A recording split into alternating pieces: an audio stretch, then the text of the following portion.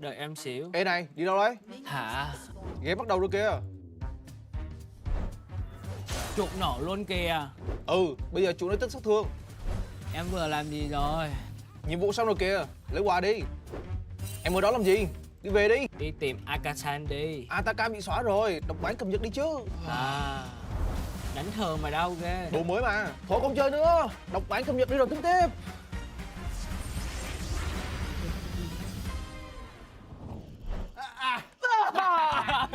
やっとラップが緑になったって初めてこんな長いパッチノート見たなって思って。我觉得最大改动是任务吧，因为这样前面就换线不了了，只能先去做任务。すごく ADC は前より強いロールになってたもんで楽しい。确实上路有点少，他船长后面有点游龙，现在节奏跟之前完全不一样。クエストの影響でスタップが起きないっていうので、こう連戦がより頻繁に戦闘が起きて、主導権を得るためにこう戦うことが増えていくと思うので。Phiên bản này thì sẽ cho khán giả coi được rất nhiều kiểu giao tranh này kia vui hơn mấy mùa trước. 我感觉就是钱会来得很快吧，因为塔皮每个塔都有塔皮，塔钱也会让游戏进程变快，大家装备会成型的比较快。 Theo mình nghĩ thì với cơ chế trụ khi mà đẩy lính vào nó sẽ có nhiều bông hoa mặc quả trụ thì khi tụi mình sẽ lấy trụ dễ dàng hơn, tại vì khi đó thì tụi mình gây sát thương lên trụ sẽ tăng rất là nhiều sát thương. 然后2打2的话，我觉得之前太影响游戏了吧，因为每次到20分钟基本上都会在那里挂机。20分からめっちゃ戦ってたけど今20分に上がるバロンが今めっちゃ硬いから簡単になんかタッチできない。以中路来说肯定是科技强啊，因为阿卡丽这样很快能突发电刑。新しい一兵みたいなやつありますよ。 Tại vì mình đã đánh rất nhiều tướng lên trang bị đó, mình cảm thấy trang bị đó khá là lỗi. ADC なんでやっぱりストームレーザーなんかすごく強いアイテムが戻ってきたので、なんかやっててすごく楽しいなっていう。 Và mình cảm thấy khá là thú vị khi mà chơi ở phiên bản này. Read the patch notes. Go read the patch notes. Please read the patch notes before you play.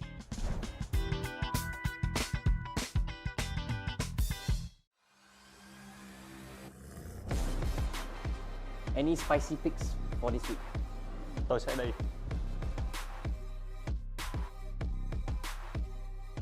大家好，我是帕芬奈，我今天要教古里，新年快乐，恭喜发财，红包拿来。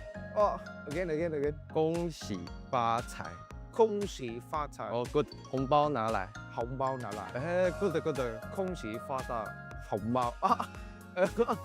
again， 恭喜发财，恭喜发财，红包拿来，红包拿来。哎，恭喜发财，红包拿来。哎， You can say chúc mừng năm mới. chúc mừng năm mới. năm mới, Yes. Vạn sự như ý. vạn sự như ý, Như ý. như ý, Yeah. Như ý. Ý. Vạn sự như ý. vạn sự như ý, Yeah. chúc mừng năm mới, vạn sự như ý. Yes. Go. It's easy. Only 2 words. Buone, feste. Feste. Yeah. Now you put it together and you say it. ボネフェステ。翔さん、明けましておめでとう。明けましておめでとう。日语也行啊，我也会啊。Happy New Year's in Korean. You can say 새해 복 많이 받으세요. 새해 복 많이 받으세요. Yeah, that's perfect. 새해 복 많이 받으세요. 새해 복 많이 받으세요. Yeah. In Việt Nam say chúc mừng năm mới. Chúc mừng năm mới. Chúc mừng năm mới. Yeah. Chúc mừng năm mới. Yeah. 恭喜发财，恭恭喜喜发财恭喜发财，啊，恭喜发财，恭喜发财，对对对，这样，嗯，恭喜发财恭喜发财，an ，N khang N K thịnh vượng, N K thịnh vượng an khang thịnh vượng, N K thịnh vượng A K thịnh an khang thịnh vượng. N K thịnh vượng.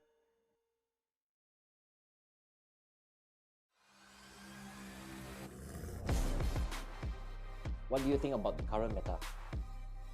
いきます。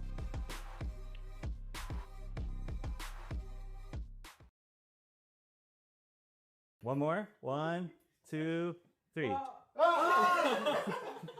Okay, good too.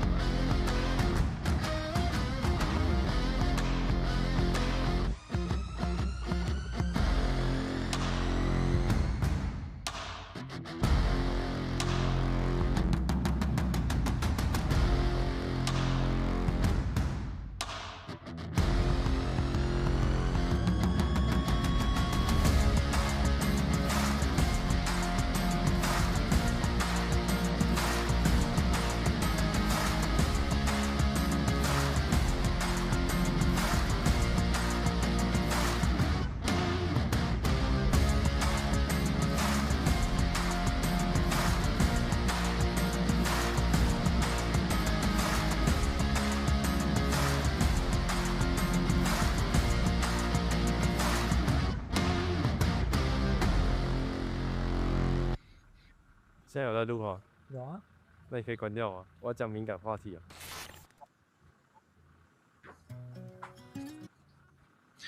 Welcome back to the LCP and welcome to Playoffs Week, Carricks. We are made for this and I am so excited as we get to see GAM go head-to-head with SHG. And Carricks, there's some history between these two teams. Oh, there absolutely is, and there's history between these legions. This is the BCS taking on the LJL in our first round of playoffs. And these two teams have so much history, as you said. They've constantly clashed. In the past, it has been very GAM favoured. We'll get more into that. But we're in the LCP. We're in a new era, and I think the SoftBank Hawks have been looking great. They have, absolutely. And I mean, one comparison that puts them on near equal footing as well is player of the matches. GAM has taken 4 so far for the regular split, whereas SHG themselves have taken 3. So that's pretty good, if you ask me. And another noteworthy mention, tonight's game and tomorrow night's best of 5s are knockouts. So whichever team loses tonight, you are done, you are dusted, you are gone. There is no lower bracket comeback for you. So tonight, Carricks, we're expecting both teams to put their best foots forward. Yeah, absolutely we are. GAM, given that they came in third, they did get to pick their opponent. They've picked the Hawks. They think that's going to be their easier path through. I don't blame them for the pick. They are, of course, the lower seed. I think it makes a lot of sense. But as I was saying, I think the Hawks have been on a massive come-up. I think if you go back a few weeks, I don't know if you even really expect them to make playoffs, but they improved massively. And I just think GAM has a lot to deal with here. And I think they've got some really interesting matchups that don't necessarily favour them. You are absolutely correct. SHG unfortunately did lose sort of the first two series that came out of the gates. It was into the likes of DCG, so the strength of schedule was against them, but they have definitely picked themselves up through the mid and late part of this regular split. So I'm very excited to see what SHG can do into the likes of GAM tonight. I'll be watching out for Evie in that top lane, and absolutely the highlight that we must point out is Marble in that bot side for SHG tonight, Carrix. Exactly. I think that's the head-to-head I was most looking at. I think these are really defining players for the teams in Artemis and Marble. You can see these are two players whose stats are very, very similar. They're not very far apart, and they are, in my opinion, the stars of their teams. Marble has been absolutely putting games on his back, and I want to contrast that to Artemis, who doesn't necessarily do that. It's not to say he doesn't deal a huge amount of damage. It's not to say he doesn't win GAM games, because he does. But he is a player that requires setup, and I think all 9 other players on the Rift are going to be playing around Artemis. SHG to shut him down, GAM to enable him. You are absolutely correct, and that is something that you've been pointing out consistently through the split, is how GAM plays around Artemis to enable him, to build him up, to protect him, whereas Marble is very, very capable on his own. And those who have been watching for the split know that Artemis got a triple penta earlier this season. He got the double, and then he got the third one in the very next game, and that was very exciting. But Marble, I think remarkably on that Aphelios Carrix, was just able to, as you say, put SHG on their back. And I know they didn't win that one, but they really, really made a case for it, and I'm very keen to check this one out tonight. I'm super, super excited. I think the champion pools, you can see that there is a fair bit of overlap. Artemis doesn't really play the Kai'Sa, though. That's a pick I'm really looking at. The Aphelios for Marble, he's had standout performances on, but I don't know how much of a contested pick it is. I think the Kai'Sa is one to watch, but we'll have to have a think about it in just a little bit.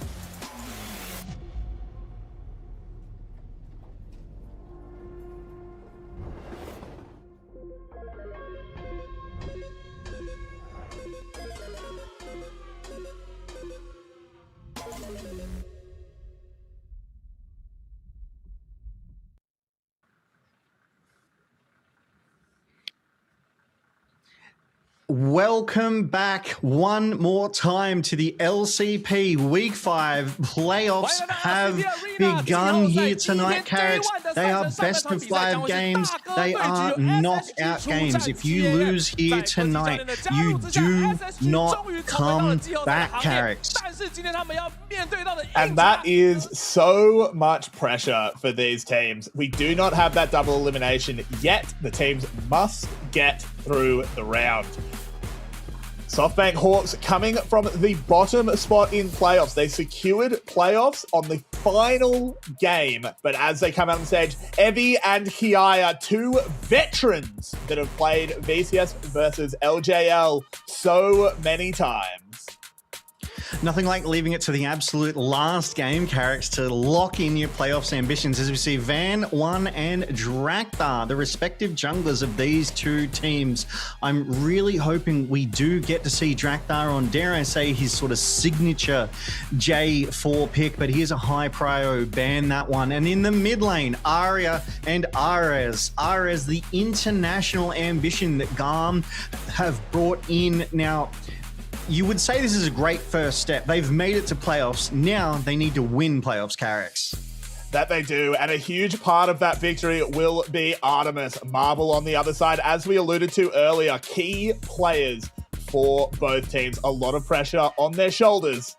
But of course, to help bear that burden, the supports will be Vista and Taki. Two players. Again, Taki, so much history, has played against the LJL at International and through the LCP so many times, can really bring that experience to bear. One thing that I pointed out earlier, as well as we do go to the coaches here, Corgi for SHG and Null for GAM, the strategic minds, the brilliant strategists behind these teams with their drafts and their sort of ebb and flow within the games. And speaking of coaches, there are no coach comms here in the playoffs in these best of fives. They will not be able to interject, provide guidance from above, nor will there be 2v2s tonight. But what I was talking about a little earlier is we did see Vista walking on. A little interesting tidbit that I do like is Vista is responsible for 2 of the player of the matches for SHG, as GAM gets second pick for the red side. GAM do get that first selection as the higher seed coming in here does skip the need for the 2v2, as much as we enjoy it, as much as it is a very fun thing. We are in playoffs. We are in full serious mode. No silliness to be had anymore, Logan. It's all about qualifying for first stand. You are so right. As the kids say these days, it's time to lock in, and that is exactly what they have done. There is no room for fun times and shenanigans. It is all serious. It is pedal to the metal the entire time here, Carricks, and that is what we want. We are excited to see this. I cannot wait to see Kiaya and Ev scrapping in that top side. Drakthar and Van 1 linking up with their mid laners to create these explosive engages to get ahead of their team and change it in their favor. Ares and Arya clashing in that mid lane, and Artemis and Taki into the bot lane duo of SHG, Marble and Vista. It's gonna be a fantastic best of 5 here tonight, Carricks, as I'm excited to see what they start to pick. There's been some stats that have come out recently. The Cassante Rumble matchup, Rumble is getting the best of that one. But, Carricks, we're on the draft. That we are. The band's coming in fast. Aurora, the first one removed by SHG. That's actually a really smart band. It takes away a flex that GAM love to deploy. They really like putting that in either RS or Kiaya's hands. I'm glad to see that band. I actually wouldn't be surprised to see that band all series. And I'm loving another band that we see here as well is Rise. The LCP has learnt and seen what Rise can do. He is absolutely devastating. I dare say even more devastating than the sort of Ori Nocturne combo, where you can soft ban that combo. Rise is Rise. You ban him and that removes that playmaking. So I'm really happy to see that priority place there. As we do get an Azir and Varus ban, makes sense. Azir for the mid laner there. They don't want Arya having that one. Varus is just such a strong and competent bot laner at the moment. J4 banned away from Drakthar, as I was saying. I was hoping to see him on that. But this is a best of 5 fearless. If we get to that 5th game, chances are we're going to see these players on all of the champs tonight. And to finalize the bans, Nocturne. I mean, GAM's here, Carricks. You had to do it. You certainly did, but it was GAM that banned it. Something I do find pretty interesting. They leave the Rumble up, sort of lay the trap for the SoftBank Hawks. They managed to get a trade and get themselves that Orianna Yunara. I think both teams are fairly happy with how their first rounds of picks have gone. Definitely, that Rumble has such high priority, is such a strong and competent, and as you say, agnostic top laner that he can fit into any draft. So I'm sure SHG, I'm sure Evie will be happy with that. But equally so, GAM have secured themselves the single best control mage mid laner with Orianna, and Yunara is no slouch either in the hands of Artemis on that bot side. This is a really, really exciting draft. Going this Akali early, Arya wants to take it to RS. As you were saying earlier, RS is one of the newer players on this lineup, is someone that hasn't gone international, one of the very few players here that hasn't. And Arya is just saying, I'm just going to diff you in the mid lane. I'm going to pick my Akali into your Orianna, and I'm just going to win this mid lane on hands. Hands diff is sometimes all it takes. So as we see these drafts coming together, Rumble, Pantheon, Akali for SHG for the moment secured. GAM, they've picked up Orianna, Yunara, and Wukong. Wukong, no slouch in the ball delivery department himself as well. But bans, the round 2 bans are starting to come through. That Kai'Sa banned away by GAM in response. Poppy, such a deadly force with that steadfast presence, that keeper's verdict. But in response to Felios, GAM saw what Marble could do with the Felios and said, nah, not tonight, not in this game, no thank you. So they banned it away. Now we wait with bated breath for the last and final ban. It is Ambessa. All right, Ambessa has been banned away from GAM.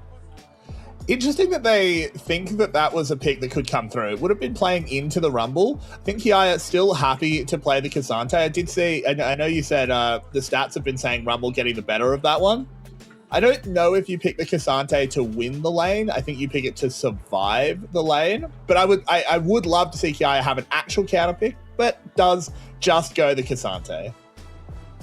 And that's to be expected. That's sort of emerging as the classic matchup across every region around the world, if you will.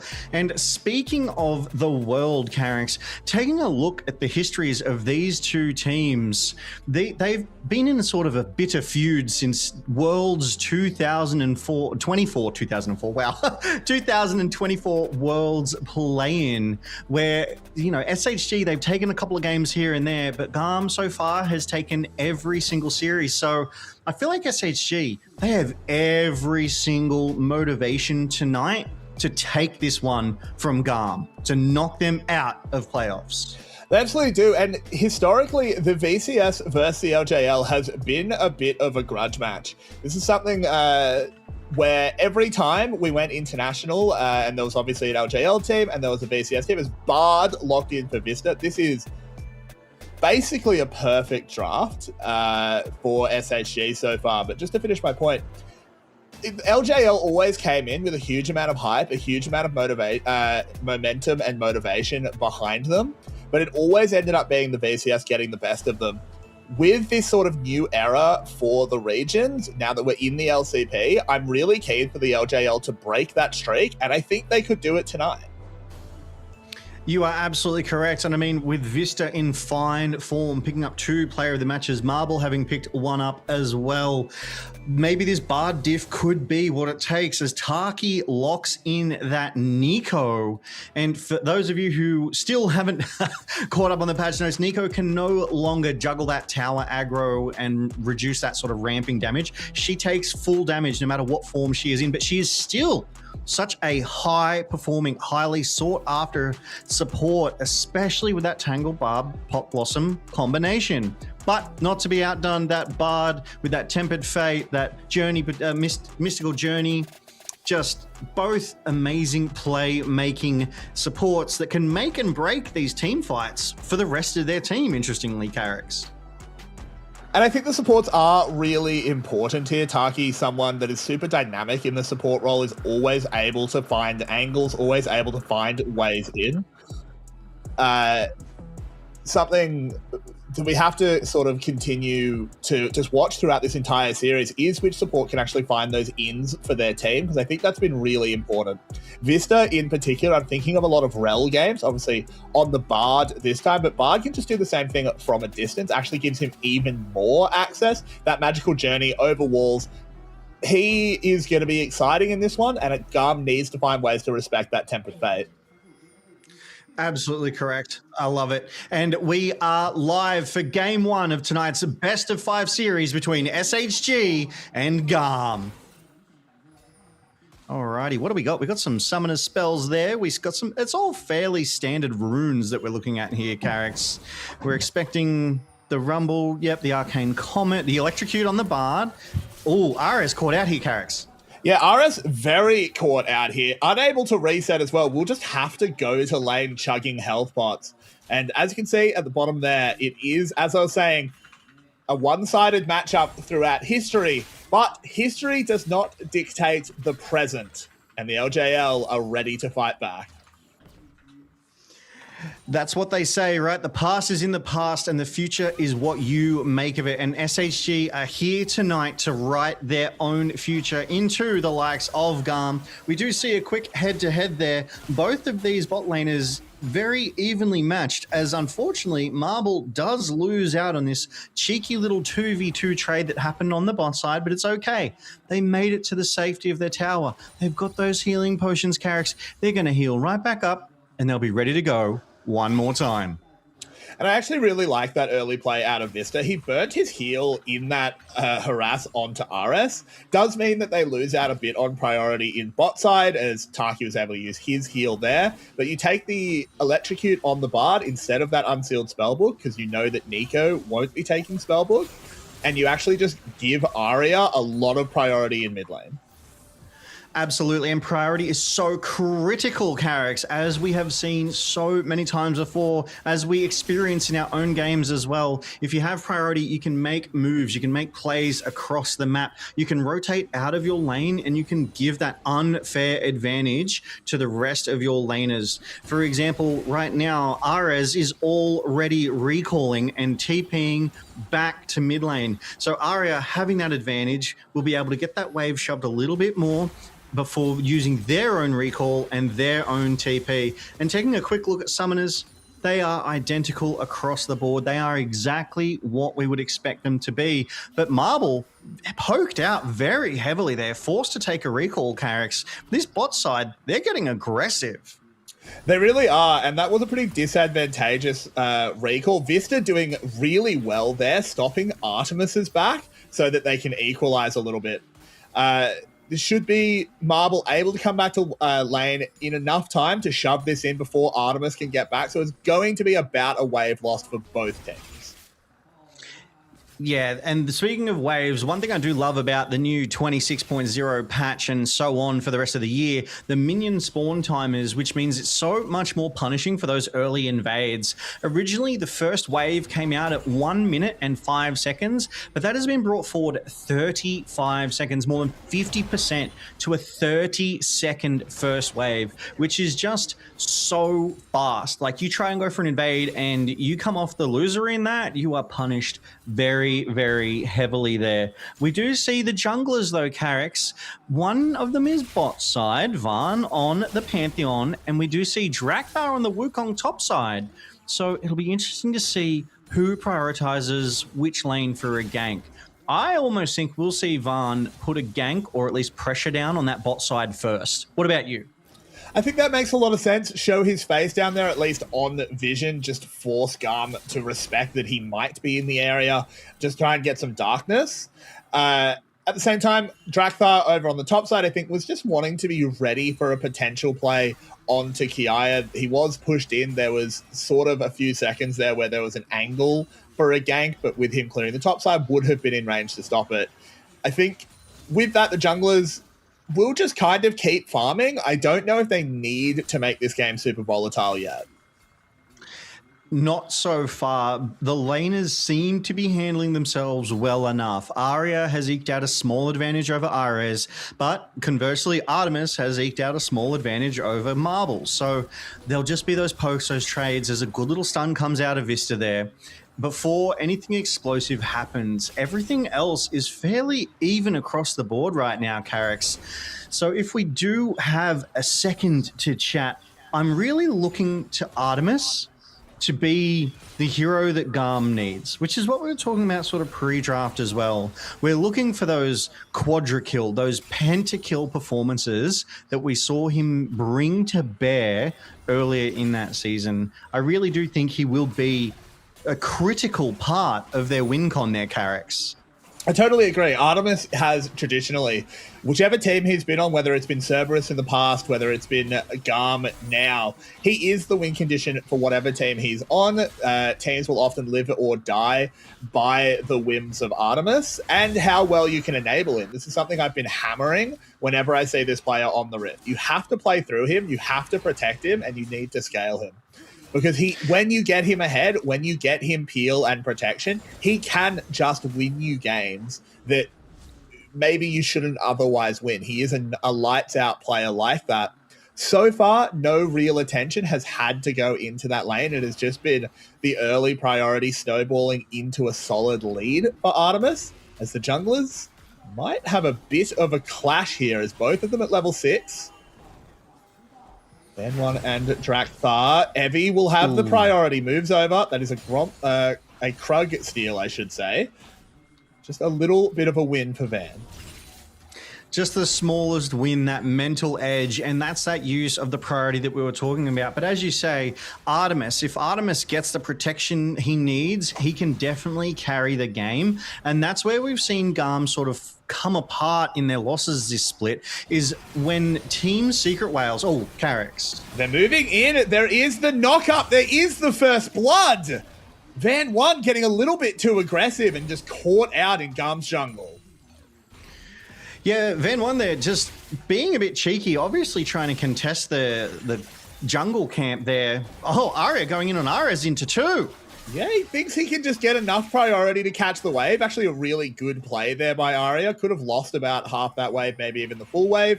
But knowing that there was no kill threat from Drakthar and Ares with the ultimates burned, just managing to make sure that this gets shoved in. Good heads-up play by Arya. I agree. That was well done by Arya. Aggressing into 2 is definitely not something that you would typically expect if you're the 2. Arya getting traded onto heavily by Taki. Taki needs to be careful, though. This Akali can still kill him, but Arya not going to take the risk. That's what I was thinking. I'm like, Taki, you are so low right now. But the fights are just breaking out across the Rift, Carrick's. Heal used just to dodge that Cosmic Binding by Vista, cleaning up the vision.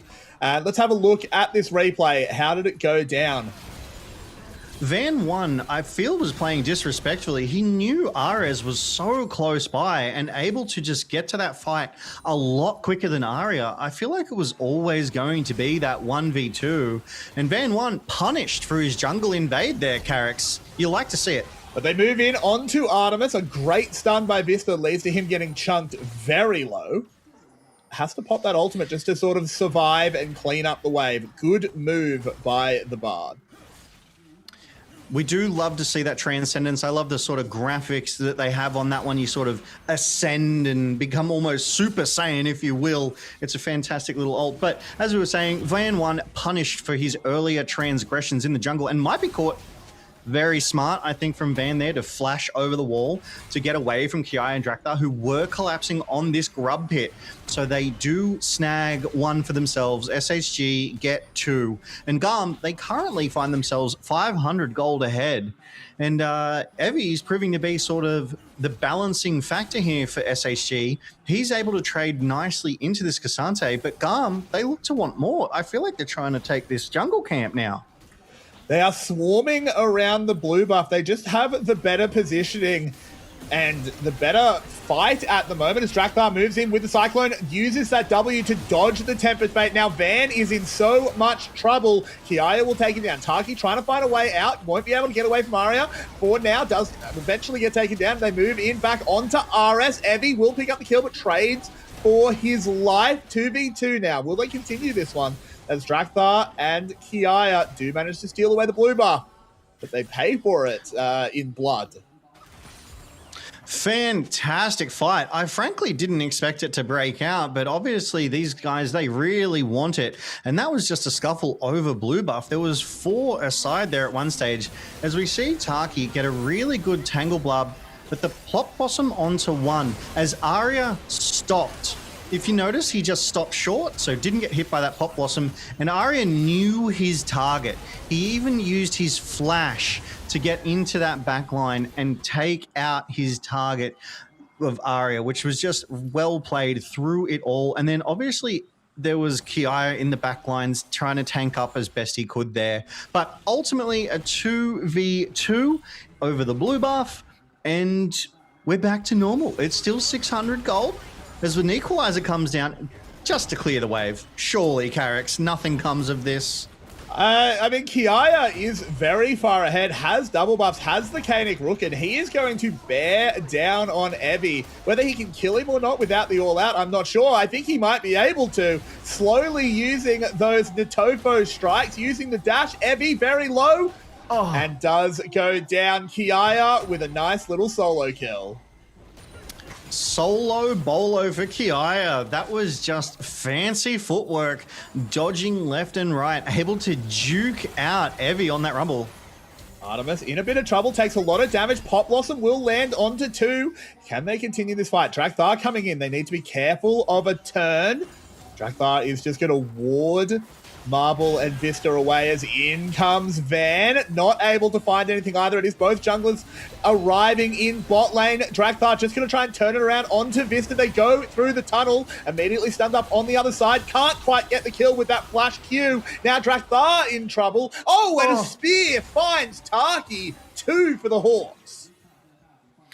Well played by the Hawks. And what is it you say, Carrix? Never follow a bard through that mystical journey. And that is exactly what Drakthar did there. Copped a stun for his efforts as well, and kind of really turned the tide of that fight back in the favor of SHG. My goodness, that was a brawl. That was a scrap on the bot side.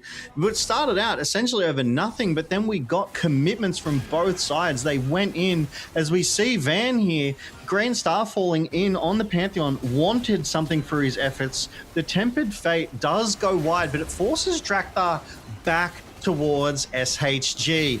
Obviously, Vista takes that magical journey and stuns Drakthar. So ultimately, Drakthar punished for a little bit of greed there, and they give over 2 for nothing.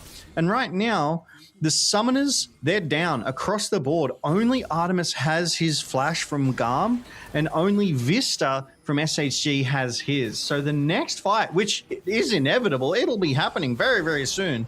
There's not going to be many escape options. It's going to have to be a more traditional front to back kind of energy fight here. As SHG, they have priority on this Drake. They've started it up, and I think they're going to go for this one uncontested because Drakthar is still in the top side of his jungle, and we are seeing a recall come through from Ares. Notably, the role quests are almost finished for everyone as well, Carrix. Drakthar had a bit of a think about it. He stuck his head in, realized that the priority was just not in a good place, and given that they would be splitting Drakes, there's no huge need to contest that one. You don't need to coin flip it when all of the flashes on your carries are down, as you identified. So just a good play there by GAM to just give that one up, fight another day. But also SHG snowballing it a little bit, just taking a blue buff as well, trying to slow Drakthar down. He does have a bit of a lead over Van. This Wukong is getting fairly strong. Definitely, and we do see the lane rotations coming through. Artemis and Taki now in that top side as Evie recalled the base and should be returning to Summoner's Rift on that bot side into Evie's Cassante. Outer turrets, the plates do not disappear at 14 minutes, which pairs nicely with that crystalline growth that Kiaya just cracked open, gave him a nice chunk of gold. It's effectively like a built-up demolish. So Demolish the rune itself has also changed a little bit for 26.x. I say that because it applies for 26 and onwards. As we go through some vision control, GAM have a nice spread across most of the river. Top side, a little bit on that bot side. Whereas SHG, they're proving to value those wards deep in the jungle. There is a control ward in that top side near their second turret, which is just going to prove so much value because that Hextech gate, that's exactly where you come out. So they'll see GAM coming back out onto the Rift in that top side if that's where they come out, Carrix. I like it.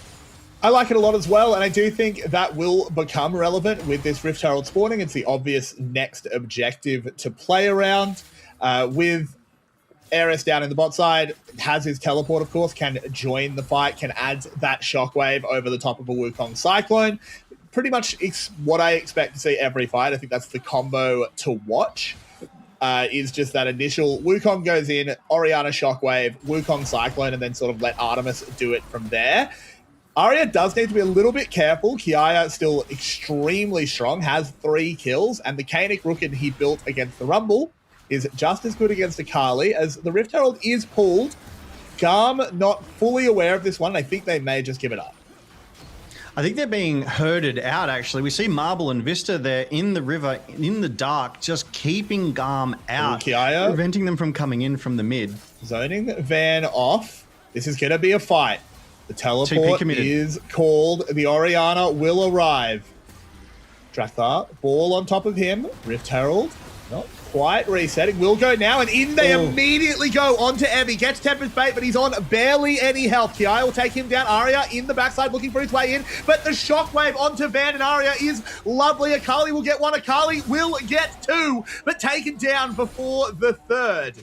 GAM ahead, 3 for 2 in the fight. Yeah, the TP committed there really signaled GAM's desire to fight that one. Ara's arriving, and Kiaya got a really nice knock-up as we do see this replay coming through. Kiaya positions himself well right on this TP here of Evie on the Rumble and just sets him up for the rest of his team. He does get that equalizer down though, and that Grand Starfall kind of layering that damage, but Arya will not be stopped. Gets onto Artemis, gets onto Taki, and takes out the entire bot lane of GAM there. So at least they got something back. Yes, they lost 2 for 3, but they did get those 2, and I'm sure they'd be happy with that. We do see the damage meters. Arya just sitting on top, doing so much damage right now. This Akali, as you said in draft, has hands, Carrix. That he does. That he does. Arya has always been a standout player from this region, has often been the hope of LJL teams, whether it's been DFM or others. Has gone international, of course, but came home in the end. Very exciting stuff. And Arya, yeah, as much as we've been hyping up Artemis, he is the other player to watch on the Rift. He is so mechanically gifted, such a strong player. And now 3-1 on the Akali. GAM have to find an answer. Yeah, and we would take a look at where the gold is for a second as well. 4 out of the 7 kills for GAM are on the top laner of Kiaya, on a Cassante. Not the worst thing to have an accelerated front line, but if you don't have the damage to take out your opponents, then your front line will fall and they will come through and get you. Obviously, Ares has the other 3, which is nice, but Arya has 3 as well, and Marble has 1 kill and a CS lead over Artemis. Despite that, Artemis actually does still maintain a very small Carrix. Drathar is going to have to use the Rift Herald to try and find his way out of this one. Manages to with the reinforcements from the rest of GAM as they break that top lane tower and they share the driving duty as RS bears down on the tower. I always love to see that Uber called in and delivering these players to safety. Well played by Drakthar. He was low. He dropped that Rift Herald. I'm going to say he had to drop that Rift Herald, but I also think it was all part of the plan because he did want to crack that turret, and that gives GAM that top side priority now. They're able to push those waves further out a bit deeper. There's heavy, heavy warding from GAM coming out in that sort of top side river as well. But unfortunately, the next objective isn't up for another 45 seconds. So I expect SHG, if they plan to contest for this Baron this early, which is very doubtful, I would expect SHG to start moving over and maybe trying to clear that one out. The next Drake, though, isn't for another 4 minutes, so that Baron will sit there for about 3.5 minutes as the sole jungle objective. And, I mean, we've got a few flashes up. All ultimates are basically off cooldown, so any objective that we get contested will be an explosive fight, I think, here, Carrix, as that fight for vision control starts here. I think at the moment, both teams will be focusing on cracking these mid lane towers, controlling the priority of these waves, and just seeing if they can find anyone overstepping to participate in that vision war, as you said. These Phaelites being controlled by GAM at the moment on the bot side. Arya happily farming this up, but not able to move out of the map, not being incredibly dynamic, being zoned by Drakthar. Looking at the mid lane, it will be just ping-ponging waves back and forth, both ADCs just farming up. And who I want to see actually break this stalemate a bit is Kiaya. Super, super strong in his matchup. 4-0, Kanik Rookin, and the Frozen Fist completed. He's looking really strong, and he needs to take it to Evie. He needs to be able to prevent SHG from collapsing into the backline of GAM. You are absolutely correct. We do see GAM has eked out a small gold lead, but at this time, at 20 minutes, it's not really overly consequential. As you stated, there's just going to be those lane trades. They're just going to scuffle for priority.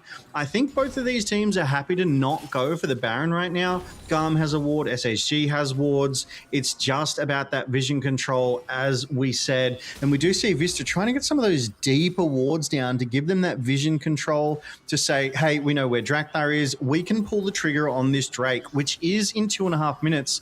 And Vista, this is the thing about a Bard, is that they move around the rift just that little bit quicker than most supports. They're able to get these wards down in deeper places. Van1 making a play.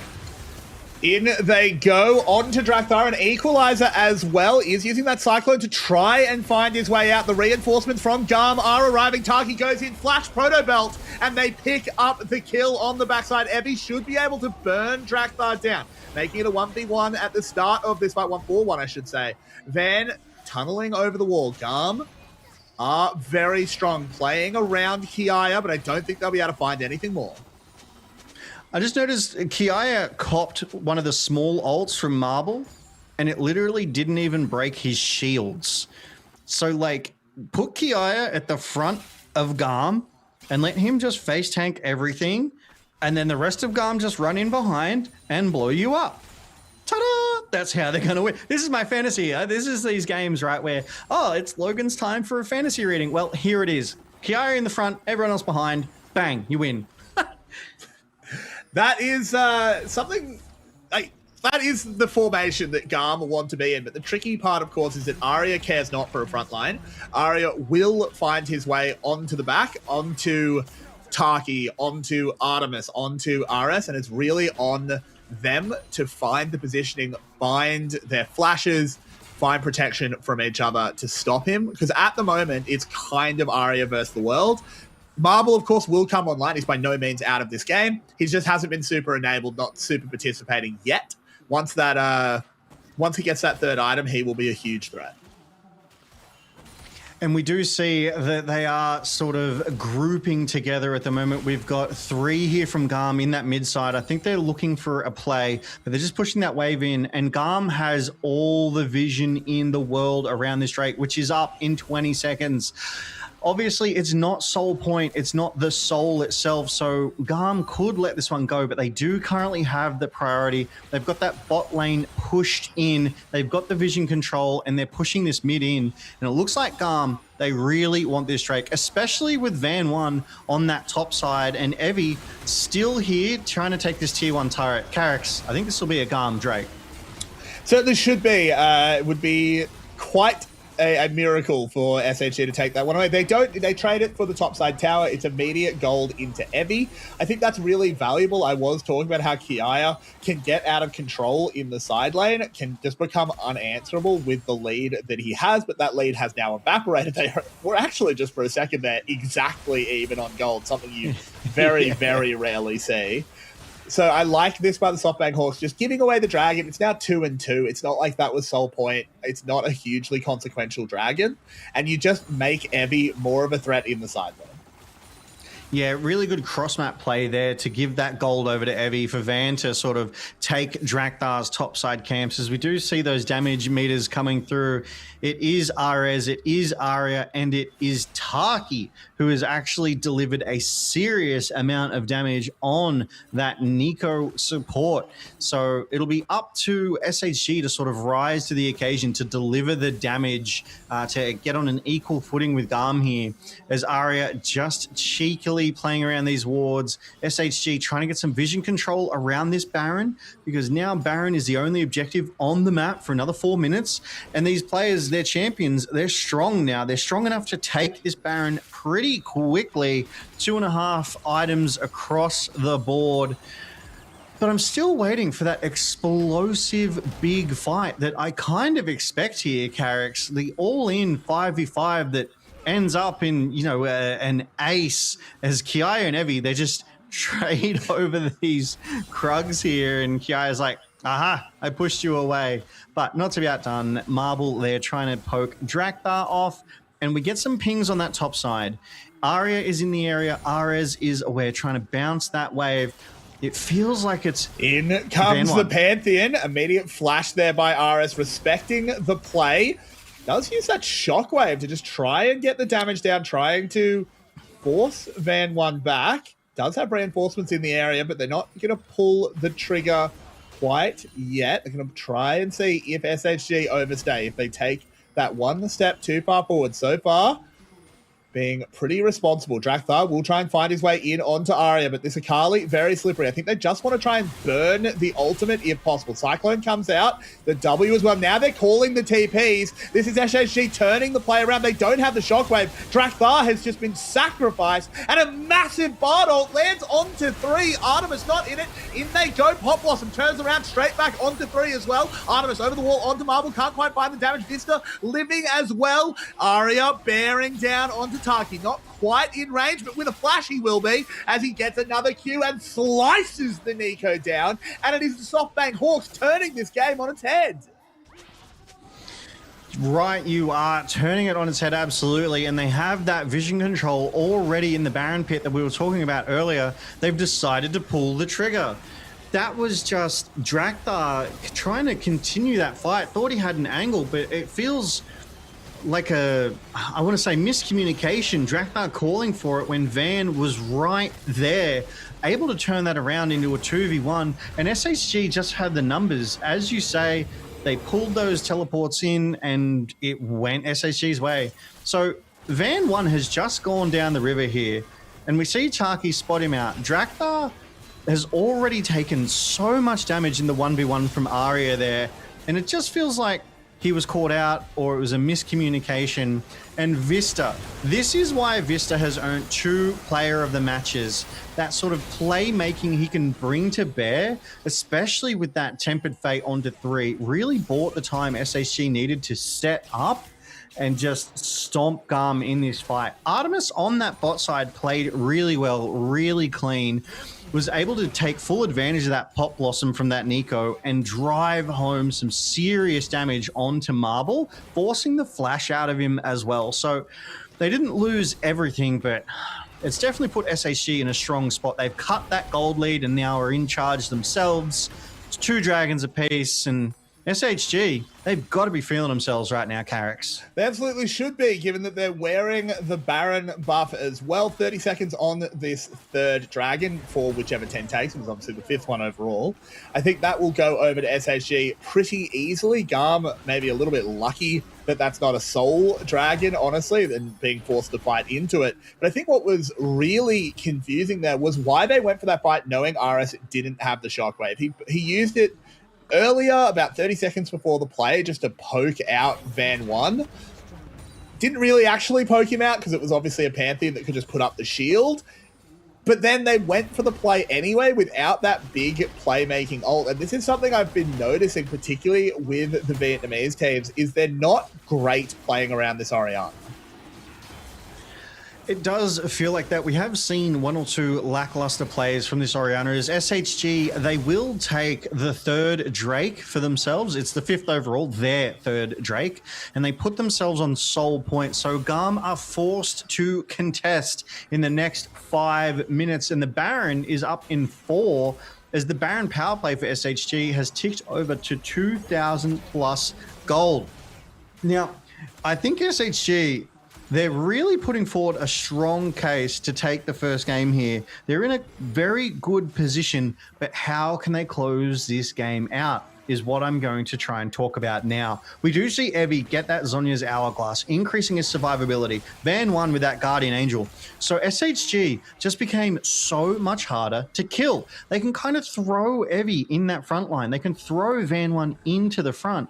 And Arya, Marble, and Vista can just plot away. They can get that damage down, get that Tempered Fate down. And GAM, I feel like they aren't synergizing right now. They're just not pulling the trigger at the same time, Carrick. So I think just SHG have that synergistic advantage right now.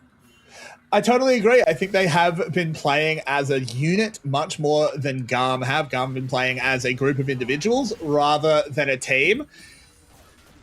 And that's not what we want to see. It is, of course, game 1 of a best of 5. There is so much League of Legends left to play as Kiaya holding off against 4. Taki, of course, joining the play. SHG should be able to read that the minion that is pathing like a player might, in fact, be a player. As Kiaya fishing for that third Nitopo strike, doesn't quite find it, just uses the path to get away. But they are defending. Baron buff has faded, and this is the man on the middle of your screen is who we need to see get involved more. Artemis, so far, very quiet. SHG have done a really good job of keeping him out of fights, of zoning him away. Artemis just hasn't been able to find those angles. That last fight was his best shot at it, and he was still pushed away. Even though he got on top of Marble, Marble was able to Valkyrie and Flash really far away over a lot of terrain, and Artemis was not able to move forward. Otherwise, he would have had to run into Arya and Van and just be locked down. So SHG, they're playing very smartly around Artemis. I think when you and I know that Artemis is the win con, the teams definitely know that he's the win con. And there's multiple strategies to play around that. You can either target him extremely hard and keep him down and out of the game, but you're committing resources. You're changing your focus. Vista here. This is dangerous. He smells it. He knows there's something going on. He saw that they just cleared the crab. He knows this is going on. Yeah, really good game sense there. But as I was saying, you've got multiple strategies to take out a win con, right? You can either hard target it and take it out of the game, which SHG, they have not opted to do here tonight. Instead, what they do is they play smart. They go in on other members of GAM and leave Artemis out in the woods. He's not able to get into the fight, or if he does, it's too late. SHG already have a 5v3 advantage kind of thing, and Artemis, as good as he is, it's still really hard to beat those odds, Carricks. So I'm liking what I'm seeing out of SHG, but GAM, they really need to get Artemis into a good position and frontline for him and just let him go nuts on this Yunara. 100% they do, but the other thing to watch, of course, is the thing we've been watching all game. It's RS and Drakthar linking up. Such an obvious combo, and even as you said, SHG have been playing this really well. They've been zoning really well. They've been taking smart fights. It doesn't really matter how long they do that for. They will still always be vulnerable to this Wukong Orianna. This game sort of is never over while that combo exists, while Drakthar still can find an angle onto the backside. And the person I want to shout out, and we've shouted him out a few times, is Vista. He's been playing the mark on Drakthar basically to perfection, never really letting him find more than like a 1 or 2 man cyclone, which is just not what he's looking for. He wants 3, and he desperately wants Marble. Marble is absolutely the target. You need to shut down those ADs lickety split as the Baron is on the Rift. And Carrick's, this Drake 20 seconds away. They're scuffling over mid lane priority right now. GAM are first to move in towards this Drake, and SHG, they might be willing to give over and just get that Baron, but we will see how it plays out. Evie is just taking a quick recall back to base. And yeah, GAM, they're first on this Drake. They've got the vision. They've got the access. This is like the classic gambit that the Hawks are doing here, is saying, you can take that Drake, and you have to, because otherwise we get Soul, but we immediately trade it for Baron, so GAM can't actually take the Drake. They're just going to basically stop them getting the Drake by starting Baron, and just keep playing this fight. Baron actually getting kind of low, 7k at the moment. Drakthar needs to find a way in. Not marked super well. Then one going a little bit low. In moves Drakthar. Has control of the pit for now. It has to play this very smart. Equalizer goes down. Drakthar being asked a lot of questions. Baron on 2k. There it is. Secured by Van 1. Kiaya burnt down on the other side. In comes the Pop Blossom. Only lands onto one. RS beginning his assault as well. And oh my word! GAM are just destroyed. Taken out of the fight. RS, the only one left alive, and he'll only be able to knock Van into the GA. Has to flash, and it's all the SoftBank Hawks. Smart TP there. I was concerned. I almost think Van 1 let RS go, but that fight was superbly clean coming out of SHG as they take that Baron and they are pushing GAM's base Carricks. This might be the winning push. GAM is 1v5 for the next 20 seconds and they are pulling these triggers. On to RS. The towers are falling. The Orianna is cut down, and the SoftBank Hawks defy expectations and take game one of the LCP playoffs.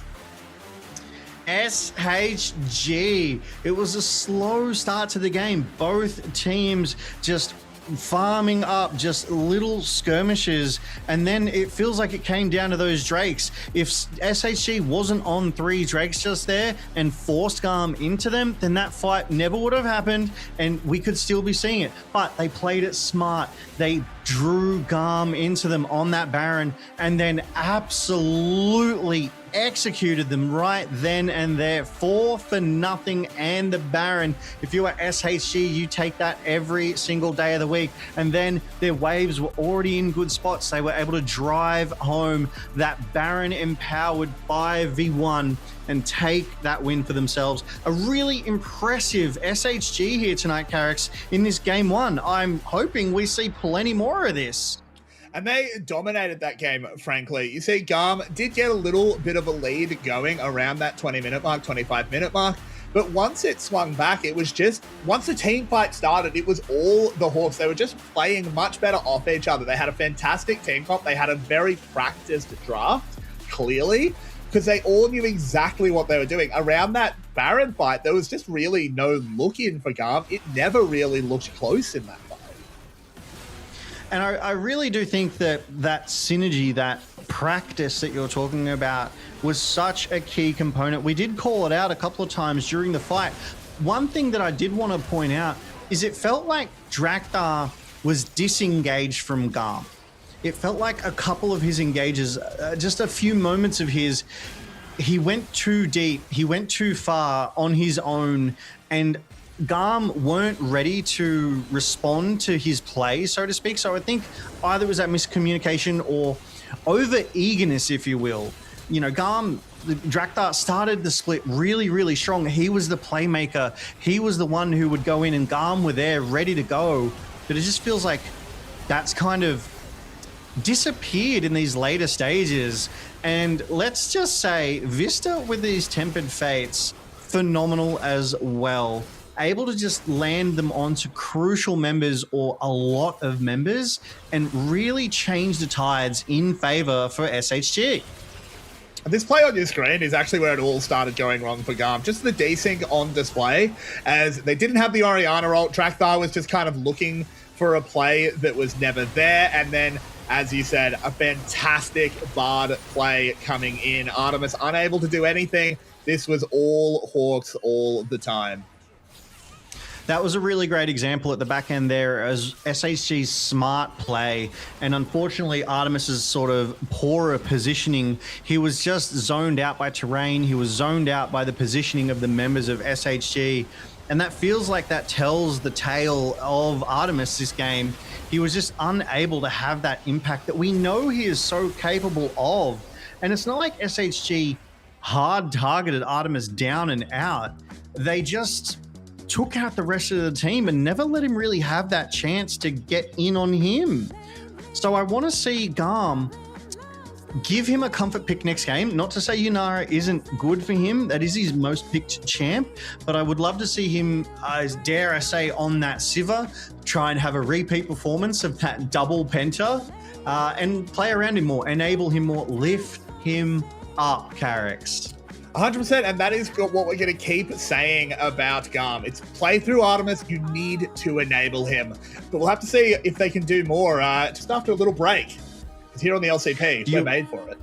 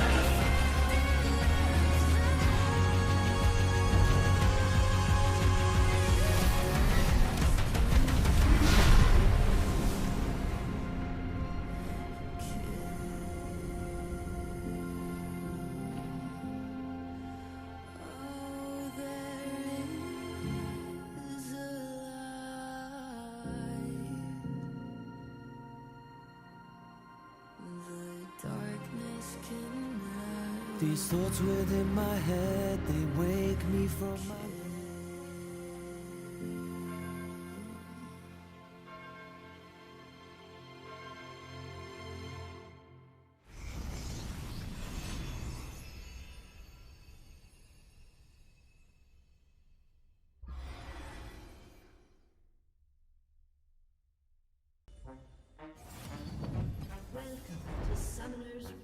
Đợi em xíu. Ê này, đi đâu đấy? Hả? Game bắt đầu rồi kìa. Trụ nổ luôn kìa.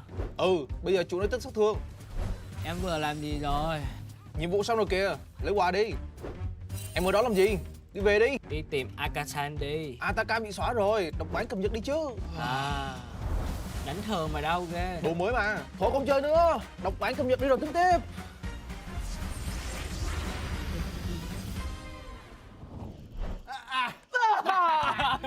やっとラップが緑になったってなんか初めてこんな長いパッチノート見たなって思って。我觉得最大改动是任务吧，因为这样前面就换线不了了，只能先去做任务。すごく ADC は前より強いロールになってたもんで楽しい。确实上路有点少，他船长后面有点游泳。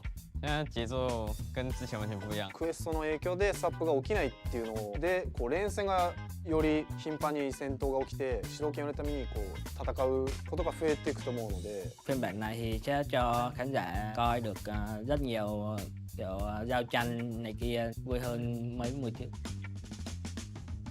我感觉就是钱会来得很快吧，因为塔皮每个塔都有塔皮，塔钱也会让游戏进程变快，大家装备会成型的比较快。 Theo mình nghĩ thì với cơ chế trụ khi mà đẩy lính vào nó sẽ có nhiều bông hoa mặc quả trụ thì khi tụi mình sẽ lấy trụ dễ dàng hơn, tại vì khi đó thì tụi mình gây sát thương lên trụ sẽ tăng rất là nhiều sát thương. 然后2打2的话，我觉得之前太影響遊戲了吧，因為每次到20分鐘基本上都會在那裡掛機。20分からめっちゃ戦ってたけど、今20分に上がるパロンは今めっちゃ硬いから簡単になんかタッチできない。以中路来說肯定是科技強啊，因為阿卡麗這樣很快能突發電信。新しい一面みたいなやつありますよ。 Tại vì mình đã đánh rất nhiều tướng lên trang bị đó, mình cảm thấy trang bị đó khá là lỗi. ADC なんでやっぱりストームレーザーなんかすごく強いアイテムが戻ってきたので、なんかやっててすごく楽しいなっていう。Và mình cảm thấy khá là thú vị khi mà chơi ở phiên bản này. Read the patch notes. Go read the patch notes. Please read the patch notes before you play.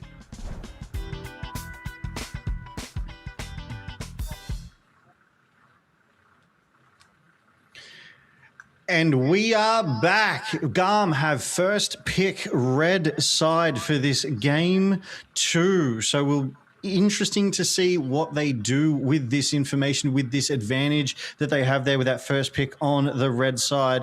This is game 2 of tonight's best of 5 series between GAM and SHG here, Carrick. And after that performance from SHG, maybe GAM would be feeling a bit rattled here. That was fantastic. I very much enjoyed the back and forth there.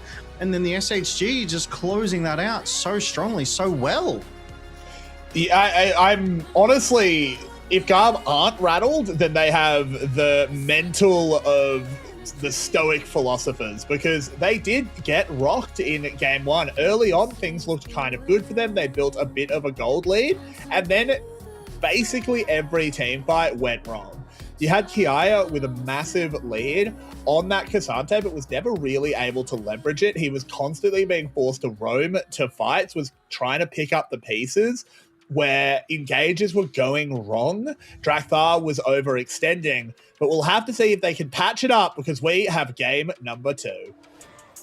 This is the draft, Carrick, and my goodness, is this one of my favorite things in League of Legends, because it's the strategy, right? It's about who can bring what ults to bear, who is better on what champions, and who is able to get those champions. As we see the first bans coming through, Malphite from GAM, J4 from SHG, then Varus from GAM in response.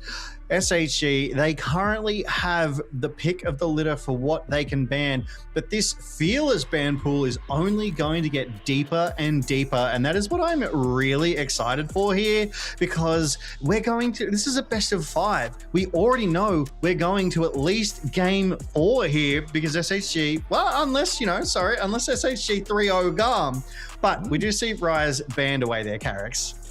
That's a pick that I think will stay banned until SHG can kind of isolate the pick and get it for themselves. You don't want to give RS a really comfortable mid laner. We do see the difference when RS is on something he's very comfortable on and something he's maybe a little bit less familiar on. I don't think that was the most impressive Orianna game we've ever seen. Meanwhile, Arya had a fantastic lights out game on the Akali.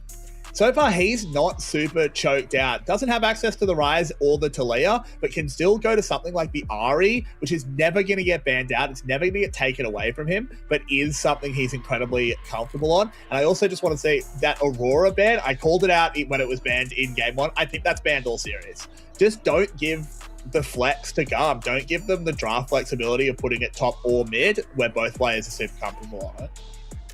It's definitely been able to juke a few teams out with that flexibility that it can bring to bear, being either that top or mid laner. And Talia banned away as well from GAM there as they opt to first pick something. There it is, Xin Zhao. Xin Zhao locked in as their first pick. Interesting. So they've decided to prioritize Drakthar in the jungle there. And Drakthar has played Xin Zhao one time so far in the LCP, but Carrix to a 100% win rate.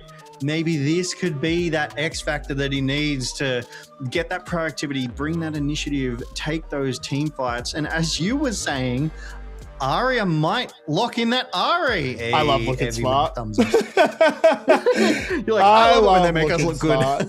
And they go the Vi as well. This is the Ahri Vi combo. This is a really good start here for SHG. This is a super well-known, well-practiced thing. It's going to be very hard for RS. Around level 6, you're just in trouble. You're going to get flash charmed into a vial. Mel is not a bad way to start. Is this live Mel? We're on 26.3. Is this live Mel? This is 26.3. This is fixed Mel. This is Mel that's been mildly reworked. So that's a really interesting pick. Yeah, so her reflect, she takes damage now. It doesn't prevent all of it. And the damage that it reflects back is significantly reduced. I think it's only 60 to 70% of the damage, not 100 now. So that's quite the pickup there. We will see, the thing is, I know that she's a strong mid laner, but she has also been flexed to support in the past. But I definitely think RS has picked up that Mel for himself in the mid. Probably protection from that Arya as well with the charm. It's a good value pick, I think. I'm very interested in this one because we haven't seen pro play really with the new Mel. This is going to be the first time I'm seeing it in professional play. Mel is a champion that has always looked different in professional play compared to solo queue, but in solo queue she's really struggling. She had to get hotfix buffed. She's sitting at like a 45% win rate. This champion is struggling in solo queue. So RS, I think this is a really strange one to pull out, and I'm just going to have to be proved wrong. I like it. I'm going to say I like it, but I'm also a biased fan towards Mel. As we do see, Renekton picked up Crikey. The crocodile is on the Rift. And Sion in response on that top side for SHG. And those round 2 bans, they're starting to come through. That Kai'Sa, this is her second game in a row. She has been banned away now. It seems like GAM do not want to let Marble have that Kai'Sa. And it will be interesting to see if they ban Aphelios here, because they also banned it in Game 1. SHG, though, they have banned Poppy. There it is. There's the Aphelios. They just do not want Marble to have Aphelios. So they are going to push his champ pool. Varus, Kai'Sa, Aphelios, all gone from the AD pool. Yunara, Corki gone now as well. So the likes of sort of Siva is on the table, the Jins, the MFs. We'll have to see how this goes. Makes a lot of sense here. Jin, I think you're a little bit low damage. I don't know how you kill a Renekton. They're just going to go the Alistar for now. They're going to let GAM show their bot lane first. I like that a lot, actually, protecting that pick. Ezreal, Artemis has a mean Ezreal. He doesn't play it super often, but historically, when he plays it, he does do a hell of a lot, and he locks that in. I like this for GAM. I love the mobility as well. It's really going to give him the tools he needs to escape a lot of those engage tools that SHG are bringing to bear. That Scion R dodging away from not obviously Vi's ult, but the charge as well. I think it's the champ that he needs to bring to bear to be able to survive in the face of what SHG has drafted. And Leona is a solid pick here too. I really like this one to bring that protection to bear for Ezreal. When that inevitable Vi ult does land, you'll be able to sort of stun and CC them immediately. Now that Alistair locked in on the bot side for SHG for the support of Vista. And we got an MF hover into a Draven hover. And then MF locked in. So SHG, they've got themselves a fairly, I want to say, iconic draft, if you will. These are all champs that are very, very well known, very often played. And GAM, they're going to have to answer the engage that SHG is going to be bringing to bear here, Carrix. I think something that GAM did that I really, really like is they cornered Marble. He had nowhere to go because he was pushed super deep in the champion pool. It was pretty much, it was Sivir or MF. Those were sort of the two ADCs left available unless he was going to rip out something like the Draven. But you already are looking at a Xin Zhao and a Leona. MF made the most sense. It's what that composition wants. They want the Misfortune to just layer the bullet time on top of what everyone else is doing, on top of the Vi, on top of the Ahri.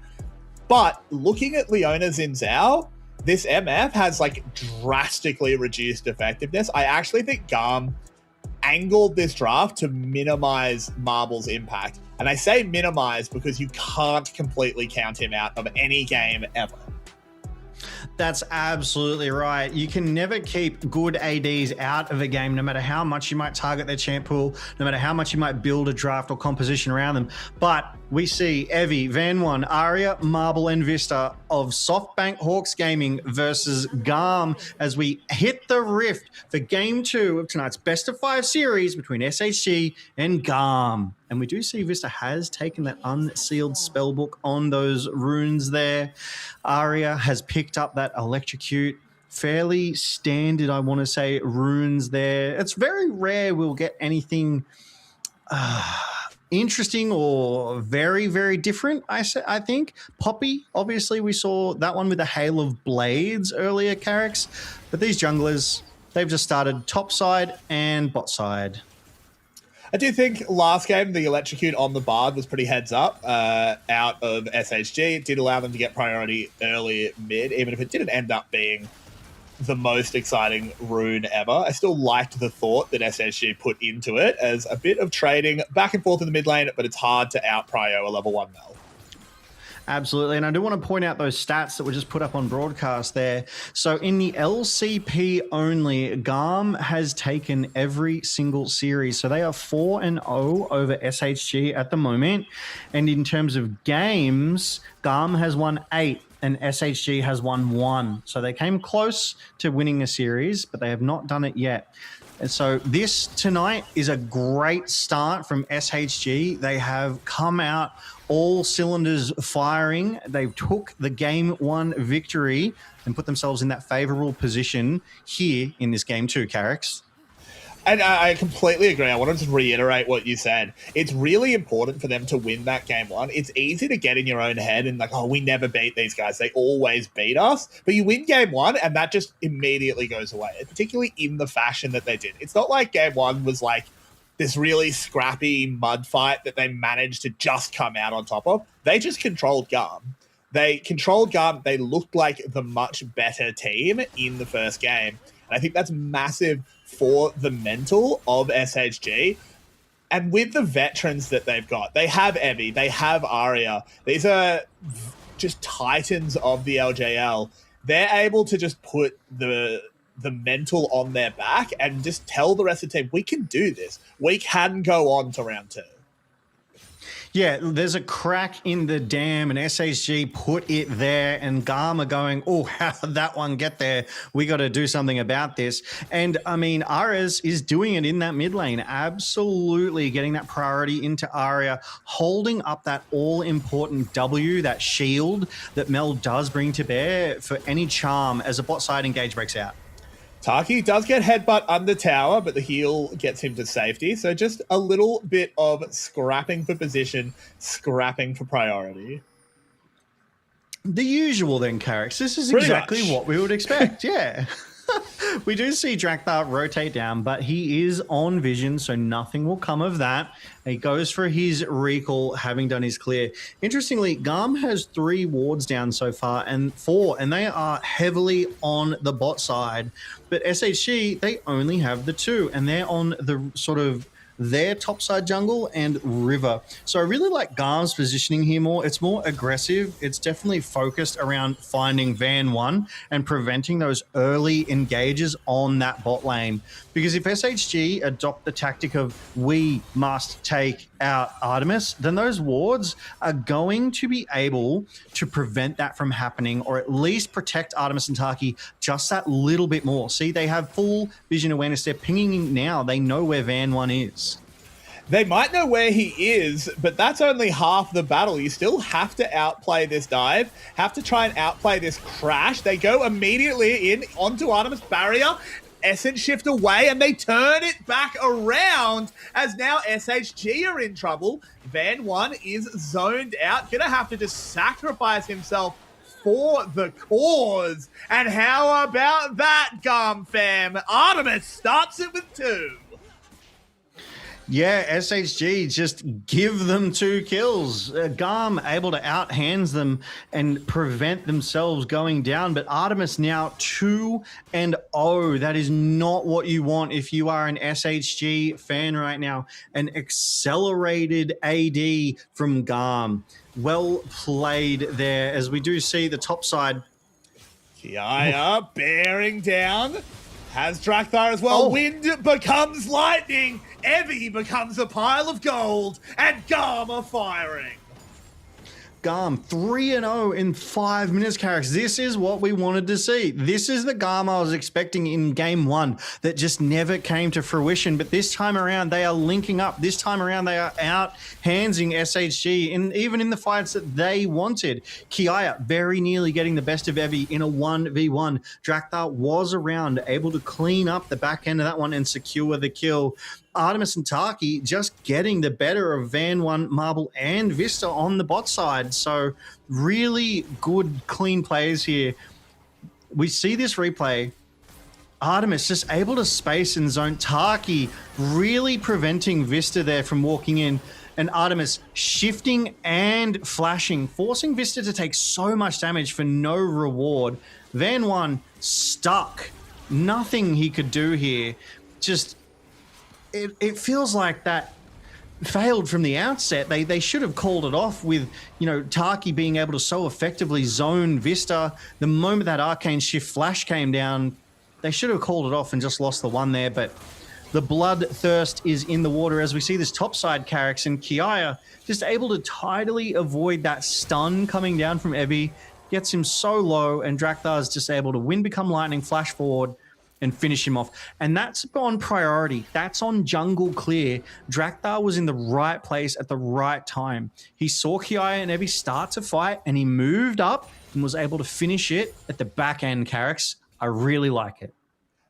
Kiaya as well managed to get that early level 6, was huge in that play. Had Evie also had level 6, he probably can ult out, save himself in that one. But Kiaya able to use this Renekton, able to be that lane bully. And again, Kiaya is a veteran in this team. He is the new captain of the team, with Levy retiring, someone that I've been watching for so long. But I'm going to have to watch him real close. A lovely flash, but he's still got Arya to deal with. Dominus has come back up. Should be able to get 1 big heal. He's charmed, he's low, and he is taken down. This is why I don't praise players. It is a good outcome there for SHG. They were able to sacrifice their mid lane priority as Ares pushed that wave in to get Arya to rotate to that top side, and Evie ganged up on Kiaya and got the kill. And GAM, using that priority that they have, because 2 of SHG went topside, are then able to secure the first Drake of the game. It is that chem tech giving them that tenacity and heal and shielding power, which unfortunately probably won't come through too much. Obviously, Renekton does love himself a bit of a heal, but there's not really much shielding going on either. And SHG respond in kind by getting these grubs. I liked that play from SHG to rotate to that top side and get that kill, but it did give priority over to GAM on that mid to bot side and give over that Drake. Obviously, in kind, they are able to get the grubs, but Drakthar here to potentially contest, and SHG respect it. Yeah, this is really good for GAM, just denying that full thing, that bait. So I know. It still counts as them getting it, even though it was split 2 for 1. As Marble moves up to the top side, they're just going to try and use the priority up there, just to bully Kiaya back a little bit, try and get some space around the map. Evie playing Sion. He's happy enough in 2v1 as Arya, caught out, but the follow-up from RS doesn't land, but the Eclipse will do the job, and Arya falls. And we've seen this Mel, we've seen these Eclipses before. Some of them have used them relatively ineffectively, but Ares has absolutely nailed it with that golden Eclipse coming out of Mel. She has an execution bar that hovers over the heads of her enemies, and when that bar gets into that sort of smaller red box, it flashes red, and you know you get that guaranteed kill when you hit that golden Eclipse out of Mel. As we do go to this replay, Arya just comes to clear these wards out. Taki positioned so well, just out of line of sight, just out of that vision, and is able to get that Zenith Blade Q, and then Ares flashed forward to get those stacks, start building those stacks up onto Arya, and able to get that golden Eclipse off. And just really heads up from Taki there. Really well played. And this is what we want to see out of this combo. The Vi Ari moving in onto Ares, but Drakthar reads them like a book. Taki here as well. The Zenith Blade into the queue. Arya in trouble, and GAM, they're upset about game 1, Logan. You are so right, Garrix. They said, yeah, you can win game 1, but we're going to put in such a performance here in game 2 that you'll be concerned about the rest of this series. Drakthar, again, positioned so well here. Van, this is such a classic angle. It's such a good angle. Is able to get that great engage into that charm combo, but Drakthar's Crescent Guard ruined it all. And Taki just able to get the slow off on that Solar Flare enough to be able to bring Drakthar into the fight and RS to finish it off. You know what? Game 1, Carrick, Drakthar felt disengaged. Drakthar felt like he was taking fights too far away from GAM, but today, he's everywhere. This game 2, he's answering everything so far, and if he keeps up this energy, SHG, they're going to struggle, Carricks. I totally agree, and this is what we've been judging GAM on. They sort of, as much as we hype up Artemis, they do live and die by Artemis, but it's often Drakthar deciding which way that goes. Drakthar has been sometimes their best player, sometimes their worst. Game 1, I think, was pretty poor from Drakthar after the early game, and we haven't actually reached that point in this game, so I don't want to count any chickens before they're hatched. But so far, Drakthar, he's so comfortable on their Xin Zhao, and they first picked it for him, and you can see why. You are so right in that. I mean, Drakthar is just deep in SHG jungle. He is ahead, 10 CS and 2 kills. He's only got a small item advantage, but he's definitely got the hands to bring it all to bear. As GAM, they're just here, Taki, just showing face, being like, hey, how's it going? And Kiaya cracks that crystalline growth on that turret. As we see it pop up on the display, it deals additional damage to turrets that haven't been hit for a period of time. So it's effectively like a super demolish, and it gives a nice chunk of gold over to whoever hits it first. Now, we have some objectives coming up. We do have that second Drake of the game in about 10-15 seconds, and it will be swiftly followed up by that Rift Herald in about 2.5. So teams will be jockeying for priority. They will be vying for control of that Drake pit as Carrick's top lane. They're at it again, mate. Kiaya is trying to bring the biff to Evie. Can't quite find it. Evie able to disengage. Sion, of course, already a bit of a brick wall, even though he hasn't finished an item. Kiaya having full control, though. Should be able to have priority, though no teleport available. Taki in some trouble. They immediately turn it around onto RS, and he's in so much trouble. Charmed up, taken down. A lovely play by SHG, but Taki's going to try and continue this one as Drakthar arrives. Vista in trouble. The Eclipse could trigger, but obviously not from beyond the grave. Vista should get cleaned up. Artemis, lovely precision there. 1-for-1 in the end, but importantly, it's Marble pushing the mid lane. Full priority. They're losing a lot for this dragon. Yeah, getting themselves a 1-for-1. Marble getting that mid lane. He actually cracked 2 plates there, so that's a lot of gold going over to him. Artemis does pick up a 3rd kill, though, so that's quite a lot of gold deep in Ezreal's pockets, as GAM also secure that 2nd Drake of the game. And here's how it starts. Like any good supportal combat, it's around a ward. You get a little confident, you get a little cheeky, you've got your numbers there. But what they don't see is Van coming to this fight. And I think they understand it as soon as Vista starts aggressing forward. And it is an excellent headbutt, pulverize, engage flash from Vista there just to lock Ares up. Arya follows up with that charm, locks down the CC chain, and Ares could do nothing to get out of that 3v2. But then, as we saw, GAM chased it up. Burns the cleanse. Was worried about Artemis being in range. Good stuff there by Taki. Very low investment. Just, you know, the Leona ult, much lower cooldown than a cleanse. And now Marble super vulnerable in any fights. Right, you are there, Carrick's. Absolutely. A Solar Flare is so worth for the cleanse of your AD. And Taki is having a tear this game. Taki feels like he's been in all the right places at all the right times as well. Getting some excellent engages, getting those Solar Flares down. Even if they don't hit dead center for the stun, that slow is still proving enough to let that Xin Zhao Wind Becomes Lightning land, to get Ares into position to hit with that root that Mel has on her E. So it's just, right now, it just feels like quality gameplay coming out of GAM. Right now, it feels like this is the practiced GAM, the team that they want to take to, you know, playoffs. They want to beat everybody and come out on top. As a TP coming in here, Carrick's. They're going to try and move in onto Kiaya. They don't have a huge amount of damage here. It's on Arya to carry that as the Dominus is used. Kiaya trying to find the fight back. Vista going low, but Kiaya just cues the wave, keeps himself safe. Yeah, really well played, popping that Dominus there, increasing the survivability. Taki in the area now. Drakthar did get the Rift Herald in all of that because SHG also sent their jungler to have that 3v1 advantage.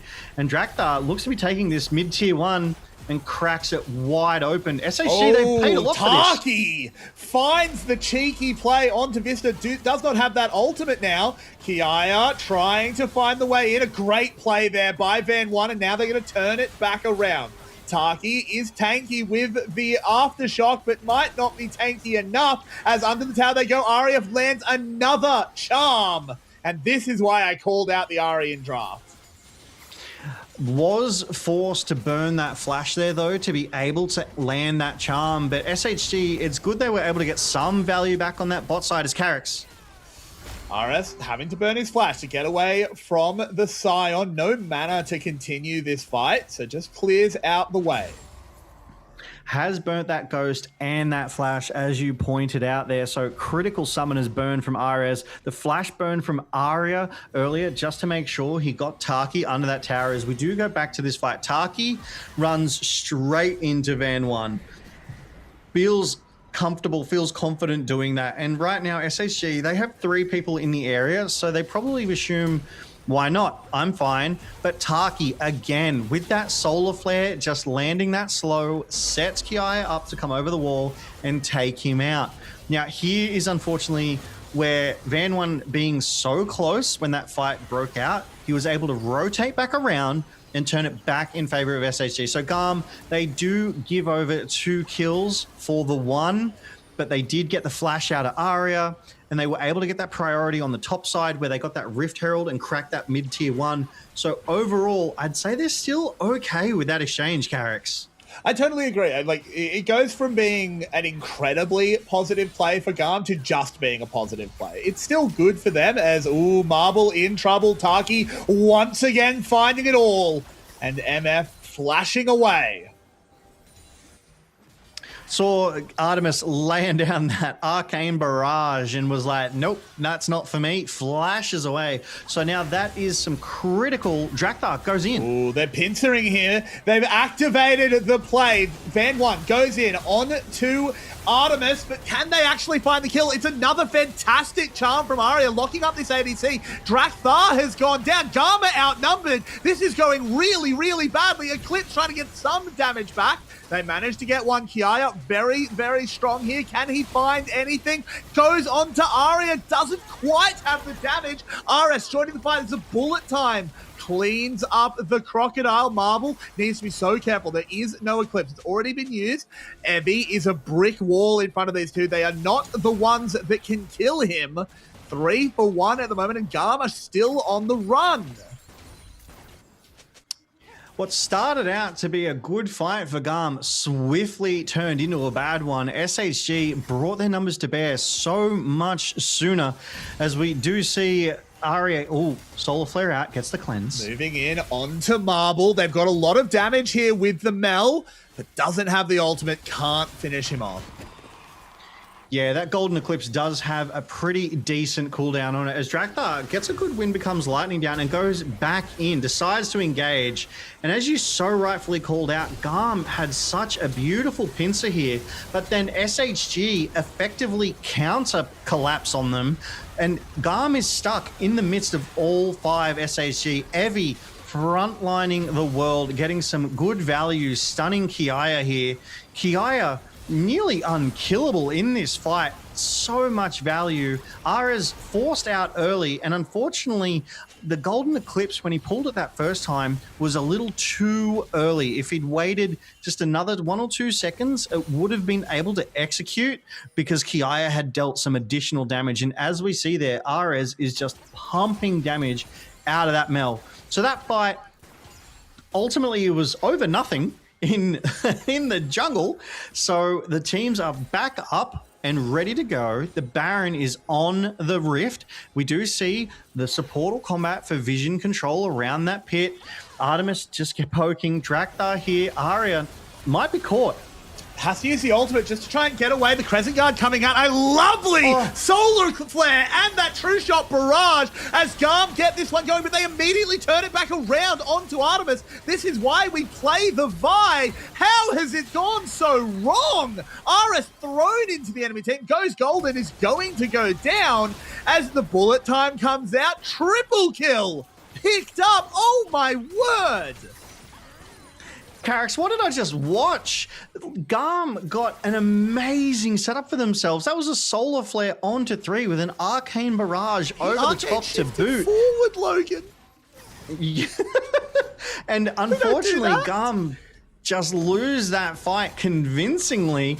And now SHG, they have all the priority in the world. They're going in for this Baron as Kiaya and Evie just on the bot side, just trading blows here. Drakthar should be able to pick up this kill onto Evie, but they're losing the Baron on the other side. It's not a good trade. It's making the best of a bad situation. As he goes down, they'll pick up a tower, but suddenly the SoftBank Hawks are in control. Absolutely, and it all started here. Artemis, such heads-up game knowledge to get 2 pokes out onto Van One. Van is caught. Aria forced to ult to get away. GAM collapsing. It's 3v4, and they like those odds, Carrix, as that solar flare lands confidently onto 2. Yeah, and Vista is able to get out of it, and just Artemis is dove on. He's eaten alive.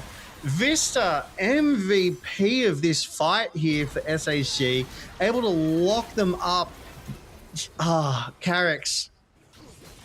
I don't think going for this 2v1 on the bot side was worth. I really feel like Drakthar. Oh, as Kiaya does go down for it. Wasn't even clean. That's a disaster. That's yeah. SHG now, they are even in gold. They have the Baron. They are sitting pretty right now. GAM does have 3 Drakes. They are on Drake, like Soul Point. So if they can get this 4th Drake, they definitely give themselves a good edge here. But this is a fantastic game out of SHG. They are bringing their best to bear. They know that in tonight's best of 5 playoff series, that if they are knocked out, they are done. They are dusted. They are not in the playoffs anymore. And they are playing like it, Carrix. They refuse to be beaten by GAM. They really do, and it's just these little mistakes for GAM. The early games look so practiced, so rehearsed, but then it's just these mid games where they're falling apart, and that is just the opposite of what I expect for GAM. Back in the VCS, it's time for Uncle Carrix to talk about back in my day. VCS teams would often go up against GAM and have really rehearsed early games, and they'd get up to leads. They'd be able to get 4 or 5k gold ahead of GAM, and then GAM would always fight back in the mid game, always fight back in the late game, and that's why they were so dominant in the VCS. But we're seeing the opposite here. It's GAM coming in with the really rehearsed early games, but it's the SoftBank Hawks having the better on-the-fly shot calling. And it's worth pointing out, in the playoffs, we don't have coach comms. They've been turned off. And the fact that SHG is able to make these plays on the fly when things get really dynamic without those coach comps is a massive credit to this team. You are so right, Uncle Carrix. Thank you very much for that history lesson. It has been very informative, my friend. As we do see SHG just getting that priority in the mid lane, they plan to contest this Drake. They absolutely want to stop GAM from getting this Dragon Soul, but GAM is here. This looks like it will break out into a 5v5 scuffle very soon. SHG, though, they have the priority, that Arcane Barrage missing everybody, but it buys them access. GAM can now start walking in to try and contest this. Clear the vision, get that mid lane wave pushed out, get that priority, because this one, it's soul for GAM, Carrix. They know it. Exactly. SHG know it. It's for all the marbles for GAM. Kiaya having to flash out, but he is dominating attention. Evie chunked, but still very tanky on this side. 3,000 health on the Dragon. Kiaya chunked out as well. Arya zoning him very successfully. The Dominus will run out soon. Evie taking more, goes in, finds something. The Dragon goes down. It is secured by SHG. Soul will be denied, but the fight must play out. Kiaya will fall on the side. Evie goes down. They move in onto Marble. They've caught the misfortune. They've taken him down. Artemis desperately kiting away from 2. He's not going to be able to do it, but he is going to be able to buy time as GAM fight back, and it's Aris picking up the double. 1 for 3, sorry, 2 for 3, but SHG get the Drake. They would still be happy with that result. It was new as the supportal combat. Taki is still chasing Vista. They do not want to let Vista get back for nothing, get back for free. They want, I see the pings going down. They want to prevent Vista from reconnecting with SHG. It's in their best interest to stop him from recalling. Drakthar could even rotate around here as Taki lower on the HP, and they've called it off. They've decided Vista can live another day. We have delayed you long enough, and we're going to go back to the replay here. As you called, the Drake goes down to 3k. Evie, less than 50% health here. That Solar Flare, unfortunately, minimal value there, but that Crescent Guard, back to single digits. Maximum value. And as you say, Van 1 winning that smite fight there, cleaning, just taking that Drake, sniping it away from GAM, preventing their soul ambitions. And Artemis on the back line against 2 does so well to live long enough for GAM to clean up the main fight and then come through and close it out on the back end as well. Getting that kill onto Marble was such high value. It was a big shutdown. Marble, that was his first death of the game here, Carrix. Yeah, he is absolutely massive. Was 5-0 before that one. 5-1 now. The fact that that bullet time didn't come out is huge. And this is what I was sort of saying in the draft. It hasn't necessarily played out the way I expected until that fight, but Marble has a really hard job. He had to play MF. MF was just clearly what this composition needed compared to something like a Jin or a Sivir. MF was clearly the pick, but it's so hard to play MF into Leona, into Mel, and into Xin Zhao. I think that was really good by GAM, and I think that might be what keeps them in this one and has put them just that 1.5k ahead. Yeah, as you say, they are now back in charge. They have that gold lead after that Drake fight. They didn't get the Drake, but they did get the fight, so they're happy with that. We're pushing the waves out, and why we're pushing the waves out is so we can get this vision control, is so we can get priority if the Baron trigger is pulled, because the Baron is on the Rift. The next Drake, though, not for another 2 minutes, so I don't think there's going to be a scuffle. They're going to be clearing these waves. They're going to be pushing them out. But to talk a moment for the supports, Taki has been getting excellent engages, but Vista has also been getting excellent engages. These two are just trying their best to help their teammates succeed. Multi-man hits with solar flares, multi-man, pulverizers to knock people up coming out of Vista as well, and getting those excellent E stuns down as he's chasing, frontlining with that unbreakable will. These two are on a tear. They are absolutely having the games of the split so far. Drakthar going in. Van 1 a little bit caught out, but is super tanky. Arya lurking off vision. In he comes. They go immediately onto Drakthar. They pull the trigger on the Crescent Guard and the Dominus. GAM just desperately trying to find any way in, but the SoftBank Hawks are not giving it to them. A knockup lands onto Taki. A stun onto Evie, but that's a Scion. It takes a little while to touch down the tree. Lovely flash there by Taki, stopping the charge out as GAM take control. Good job by them there. They really wanted to contest that sort of Baron, that vision, that advantage. And SHG, they didn't want to let them have it easy. I actually thought Drakthar got caught out early there into the wall. As SHG, they are here to contest. They do still have their jungler, so they can throw that smite down. Van 1, flank angle Carrix. Moves in straight onto Artemis, and there's a big bullet time. The ADC is immediately down. Kiaya dives into the backside, but it might be too little too late here. Logan, he's only going to be able to get Vista, and it was just the Vi showing why it was picked, and Marble picks up an 8th kill.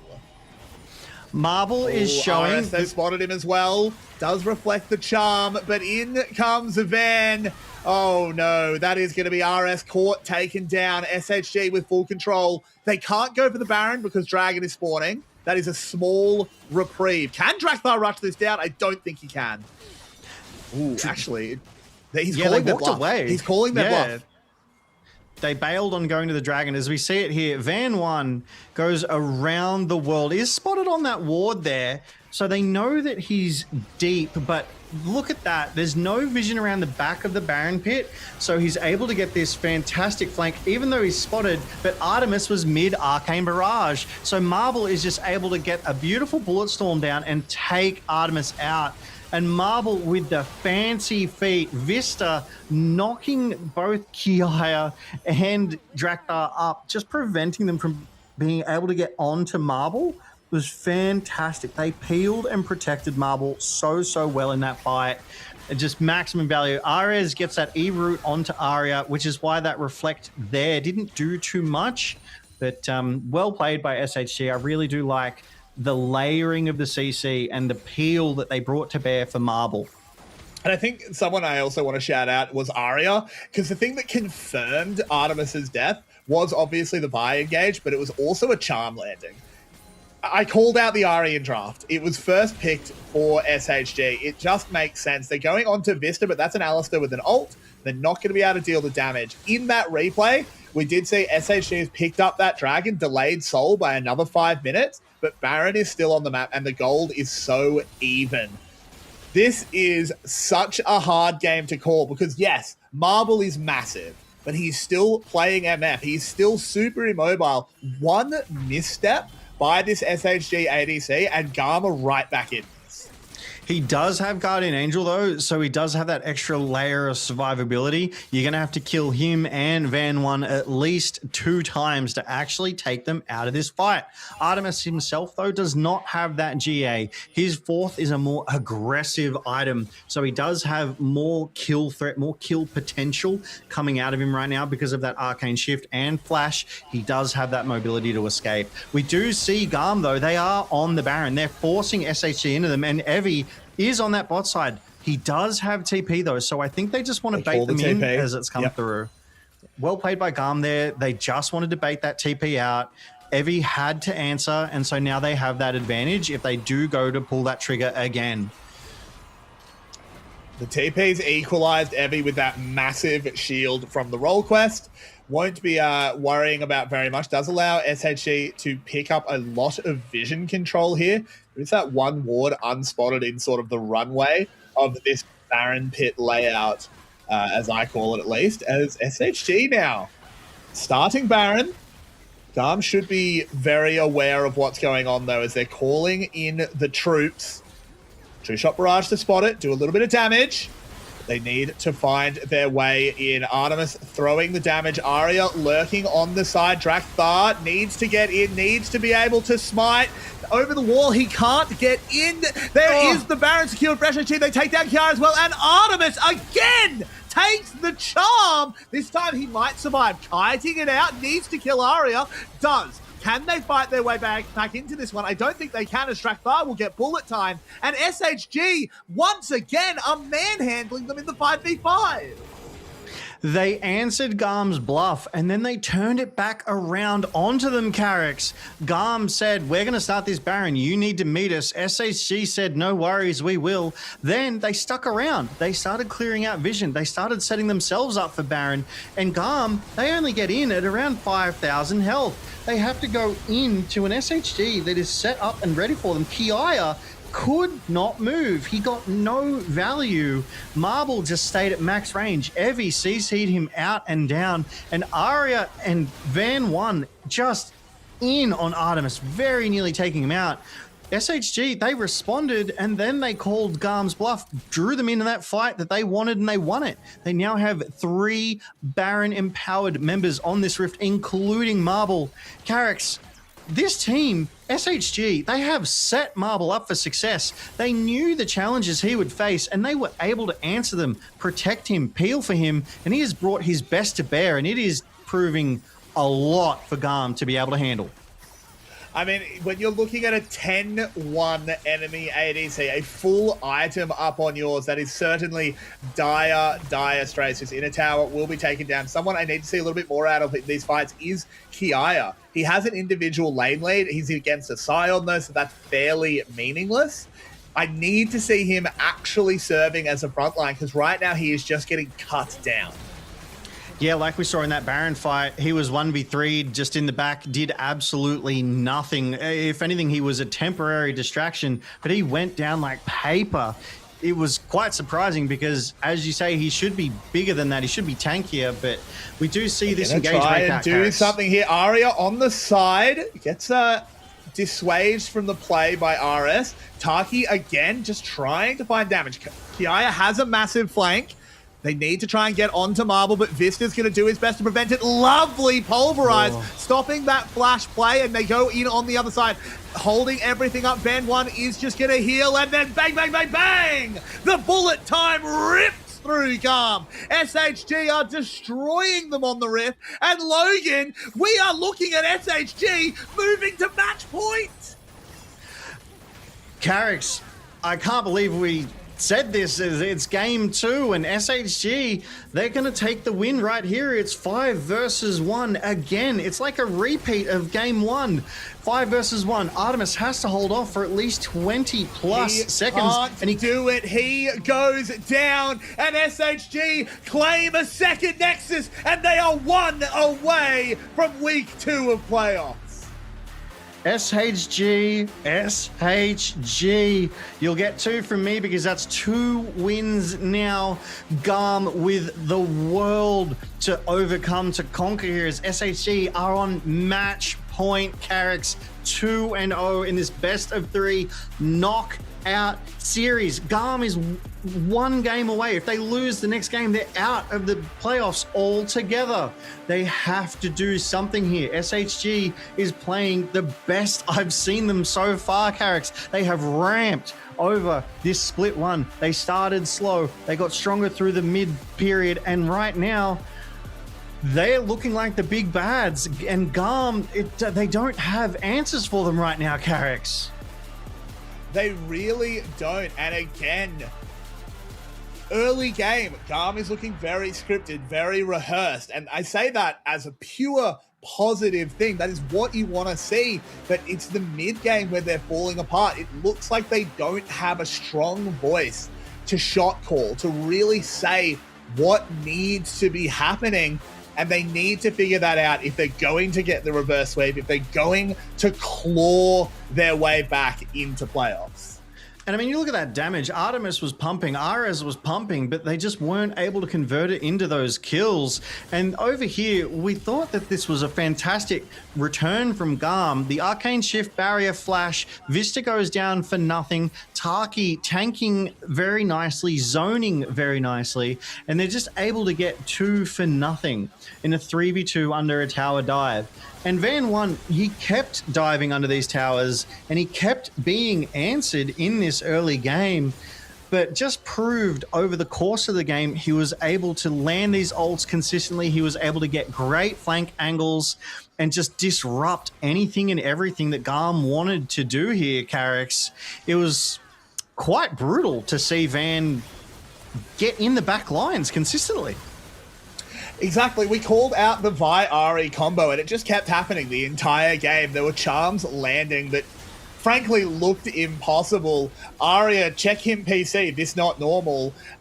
Just a sniper with them. And when they were having to put so many resources into just desperately keeping Artemis alive, that threat onto the MF that I outlined just never came to bear because you can't use the tools in 2 places at once. SHG just navigate it perfectly.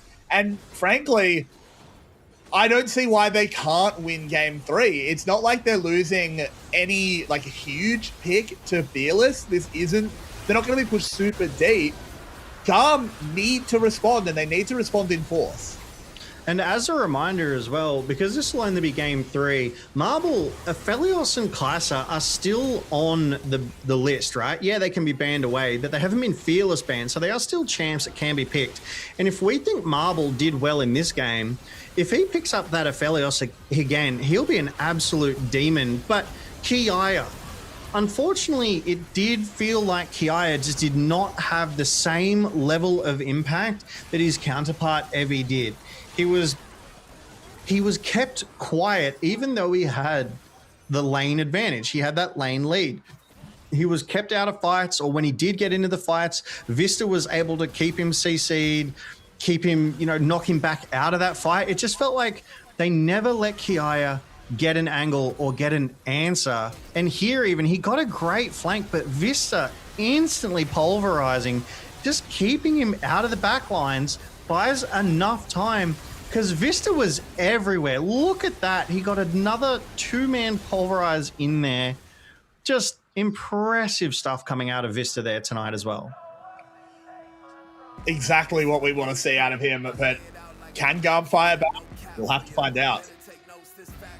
I'm very, very keen to see what GAM are able to bring to bear. We do know that they have the answers. This isn't the team that hasn't made it to playoffs. They've made it to Worlds before. They can bring it to bear. They can go toe to toe with the best here in the LCP. And I'm fully expecting them to do that here in this game 3 tonight, Carricks. I mean, if I see Artemis get that Sivir, if I see them enable him, lift him up, as we were talking about at the end of game 1, I would expect them to have a response, but I need something more out of Kiaya. Kiaya in game 1, Kiaya in game 2. He hasn't been able to bring that I'm a wall, good luck getting past me, that Evie has been able to do for his team. And it's so critical, it's so crucial to prevent getting on the back line. GAM have been against walls many times in playoffs. I've seen this team fight back from situations that should be frankly impossible. But this would be such a huge win for the LJL. Two teams that desperately need to win game 3. It's exciting. Absolutely, it is. That's the word for it. It's exciting, Carrix, and I'm so excited to get back into our game 3 straight after this break, because here in the LCP we're made for this.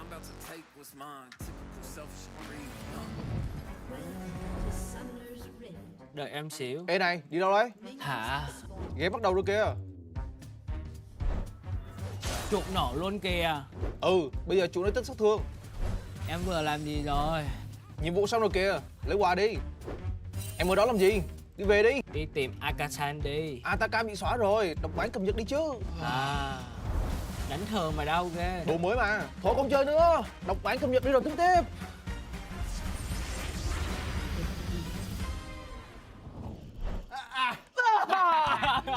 やっとラップが緑になったって初めてこんな長いパッチノート見たなって思って。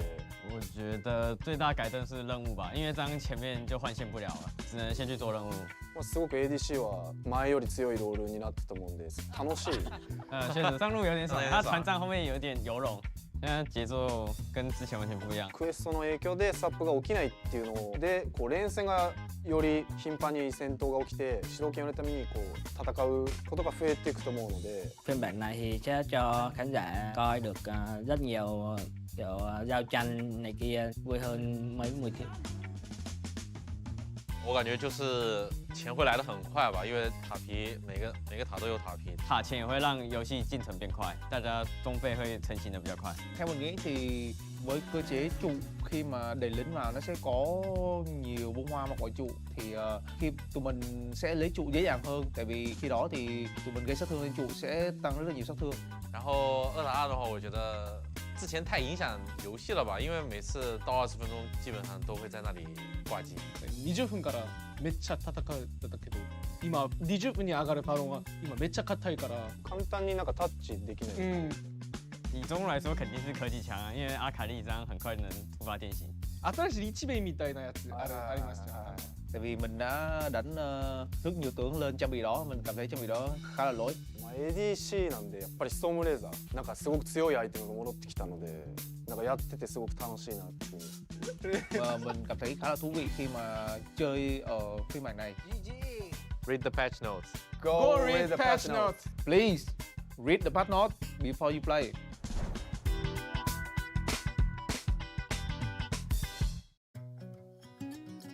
Hiện tại là LCP bên ở thời điểm hiện tại thì đã thay đổi cũng như là củng cố rất là nhiều thành viên khác nhau đến từ rất là nhiều chỗ khác nhau, nên là rất là khó đánh giá mọi người, và người rất lớn nhất thì có lẽ là CFO. Hiện tại thì chưa thi đấu cũng như là chưa có làm quen gọi là bắt lửa nhiều nên là cũng rất là khó đánh giá. Với việc qua GAM và mình không làm đội trưởng nữa thì mình cảm thấy khá là thoải mái và nhẹ nhõm, như cá nhân mình phải giữ những thứ mình đã làm trước kia khi mà làm đội trưởng để mình còn được làm đội trưởng cho chính bản thân của mình. Mình thấy là anh huấn luyện viên mới rất là vui tính và vui vẻ với lại nhiệt huyết trong công việc. Ban đầu thì tụi mình rất là khó khăn trong khoảng giao tiếp, nhưng mà dần dần thì tụi mình cũng đã tìm hướng giải quyết để nói chuyện với nhau nhiều hơn. Nên là bây giờ cho tới hiện tại thì bọn mình đã rất dễ dàng để làm việc với nhau. Mình muốn nói với Taki với mình rằng là đã rời đi thì hãy chìm trong thất bại, người ở lại thì luôn có chiến thắng. 新しく加入したケインだったりだとか、シトラスたくさんコールする選手なので、そういったコールがそれぞれで噛み合っていけばどんどん強いチームになっていくんじゃないかなと思います。そうだな、なんか久しぶりに会ったアリアはすごい冷たい選手のように見えたんですけど、全然そんなことはなくて、僕が体調悪い時にはエビ体調大丈夫って心配してくれたり変わってませんでした。他的打法应该比较偏向支援队友的类型，而我是在线上自己做压制。会有啊，想起很多的回忆啊，就也希望他可以跟我一起进步吧。只是说非常期待啊，希望你真的会付出。没有到那么好，感觉我们的默契还需要配合一阵子，然后沟通的方面也要加强。我觉得我们算是一个新的队伍嘛，因为其实我们像是 Shadow、汹涌跟鄂尔骑士加入，那我们目前也是在处理一些沟通上的问题，然后也很努力在教汹涌一些简单的中文。大家可以期待一下我们的沟通就比去年更烂了。队伍状况的话，目前可能还处于比较不安定的状况。对粉丝说的话就谢谢你们支持，然后我们会努力的。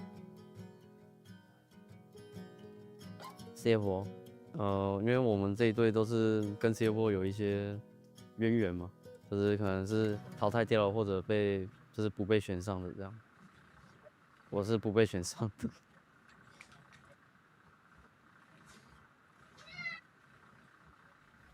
Welcome back to Game 3 of tonight's Best of 5 series between SHG and GAM. Here in the knockout stage of playoffs, SHG find themselves at match point.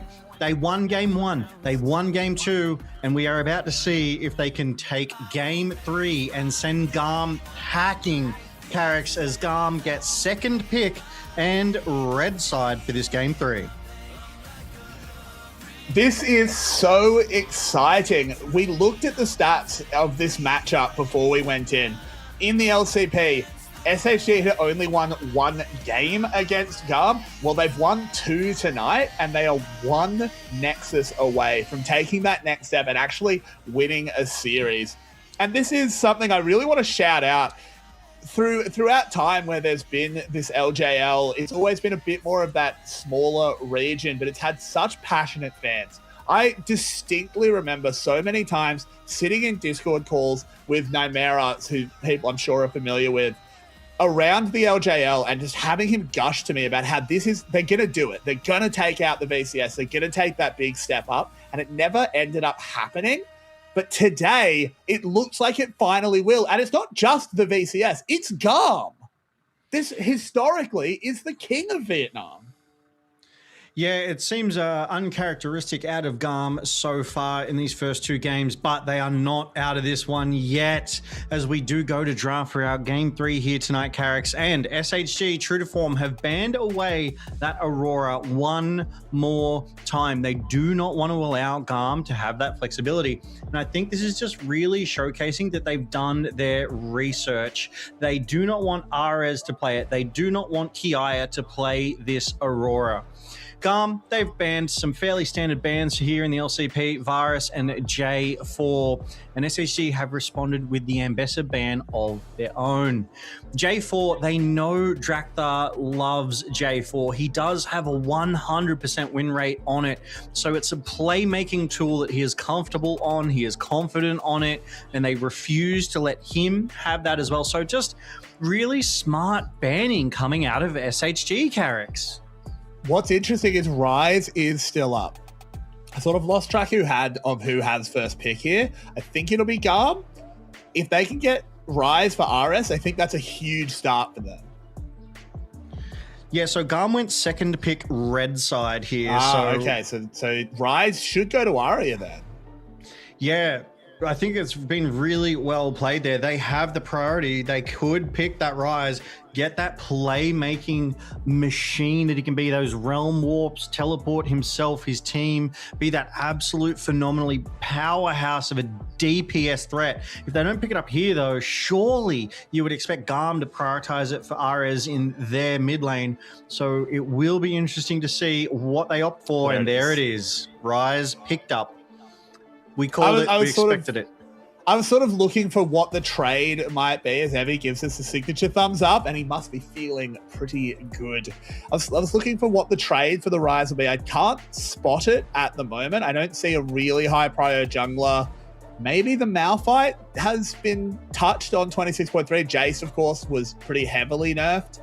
I'm curious where GAM goes with this one, because I think that's a good start, taking that away from Marble, but I need to see Drakthar getting something he's eminently comfortable on.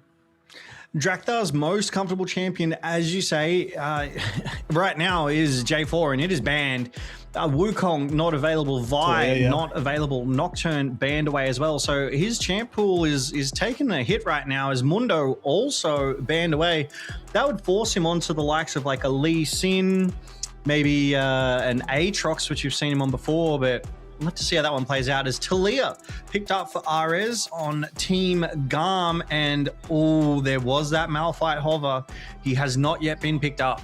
As Lee Sin locked in for SHG, Carrix. I think this makes sense. We are pushed pretty deep in the jungle pool at the moment. Obviously, 4 are fearless out. 2.5 if you count, 3.5 in fact. Banned out if you count Ambessa as sort of a half jungler. Taken away as well. I think Lee Sin makes sense. It's something Drakthar has priored. I do kind of wonder for SHGs, maybe you could have let Drakthar pick that one because he hasn't looked very good on it. And Zahen will be brought in for Evie. I like Evie on Zahen. I think he is good, not only...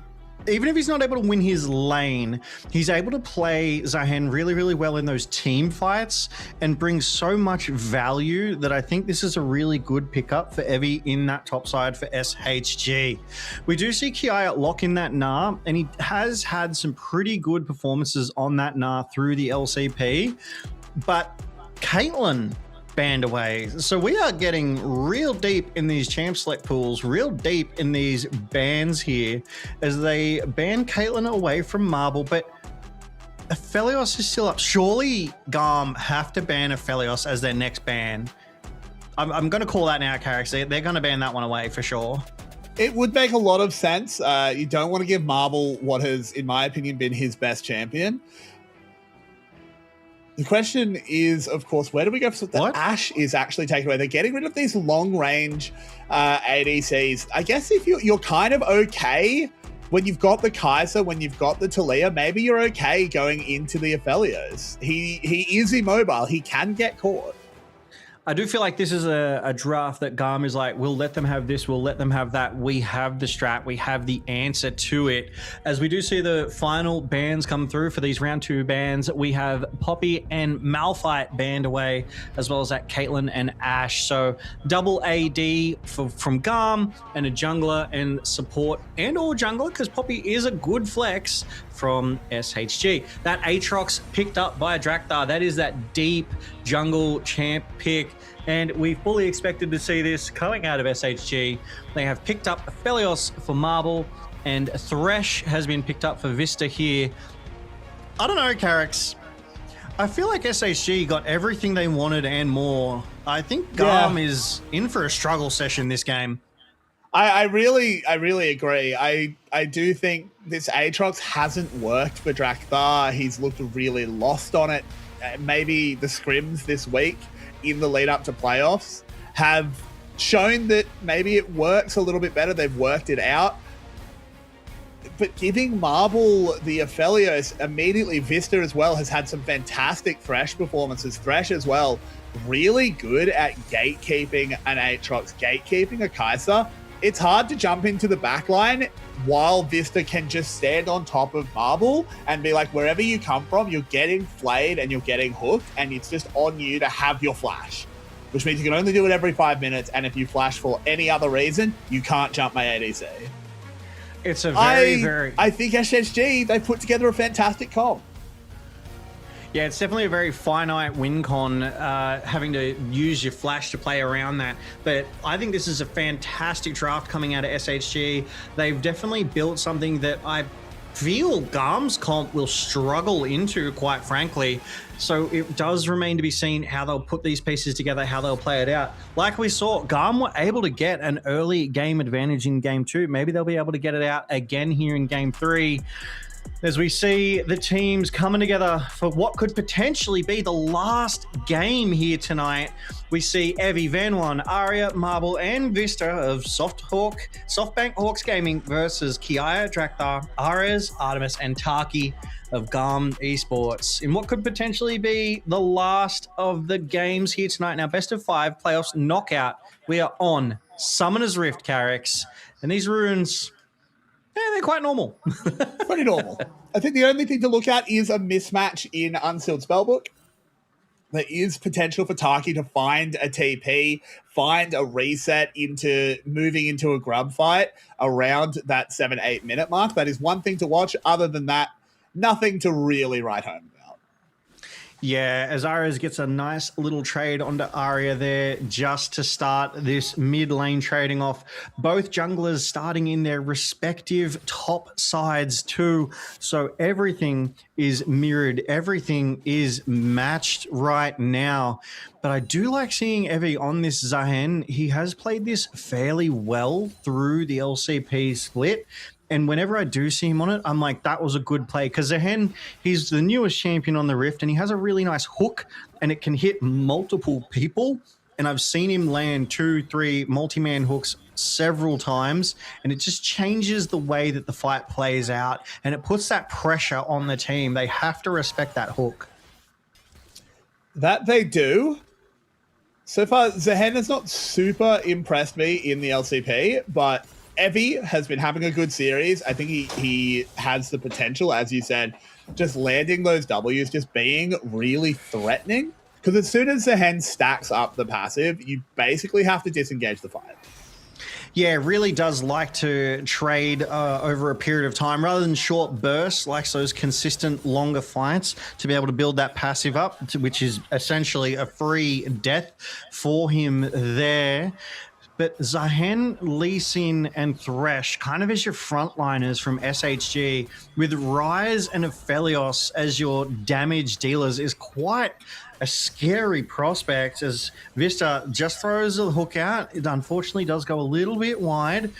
Whereas GAM, they've brought Gnar, Aatrox, and Nautilus as their front lines. Obviously, the depth charge, the dredge line is some good CC there, but a Kai'Sa and Talia as their damage.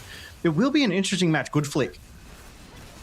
It's a good flick onto Arya. A lot of damage, but immediately traded back. That Flux, good enough, but of course, RS does have the early back, doesn't actually go for it. Let's say he had the teleport, but of course he doesn't. It is Ghost versus Ghost. We do see Van1 just picking up that bot side Scuttle Crab, getting that vision control for themselves down in the bot side river. Arya rotating up, does spot out Drakthar as wards are placed. And Van is able to meet up and pressure. Yeah, it looks like double Scuttle for SHG here.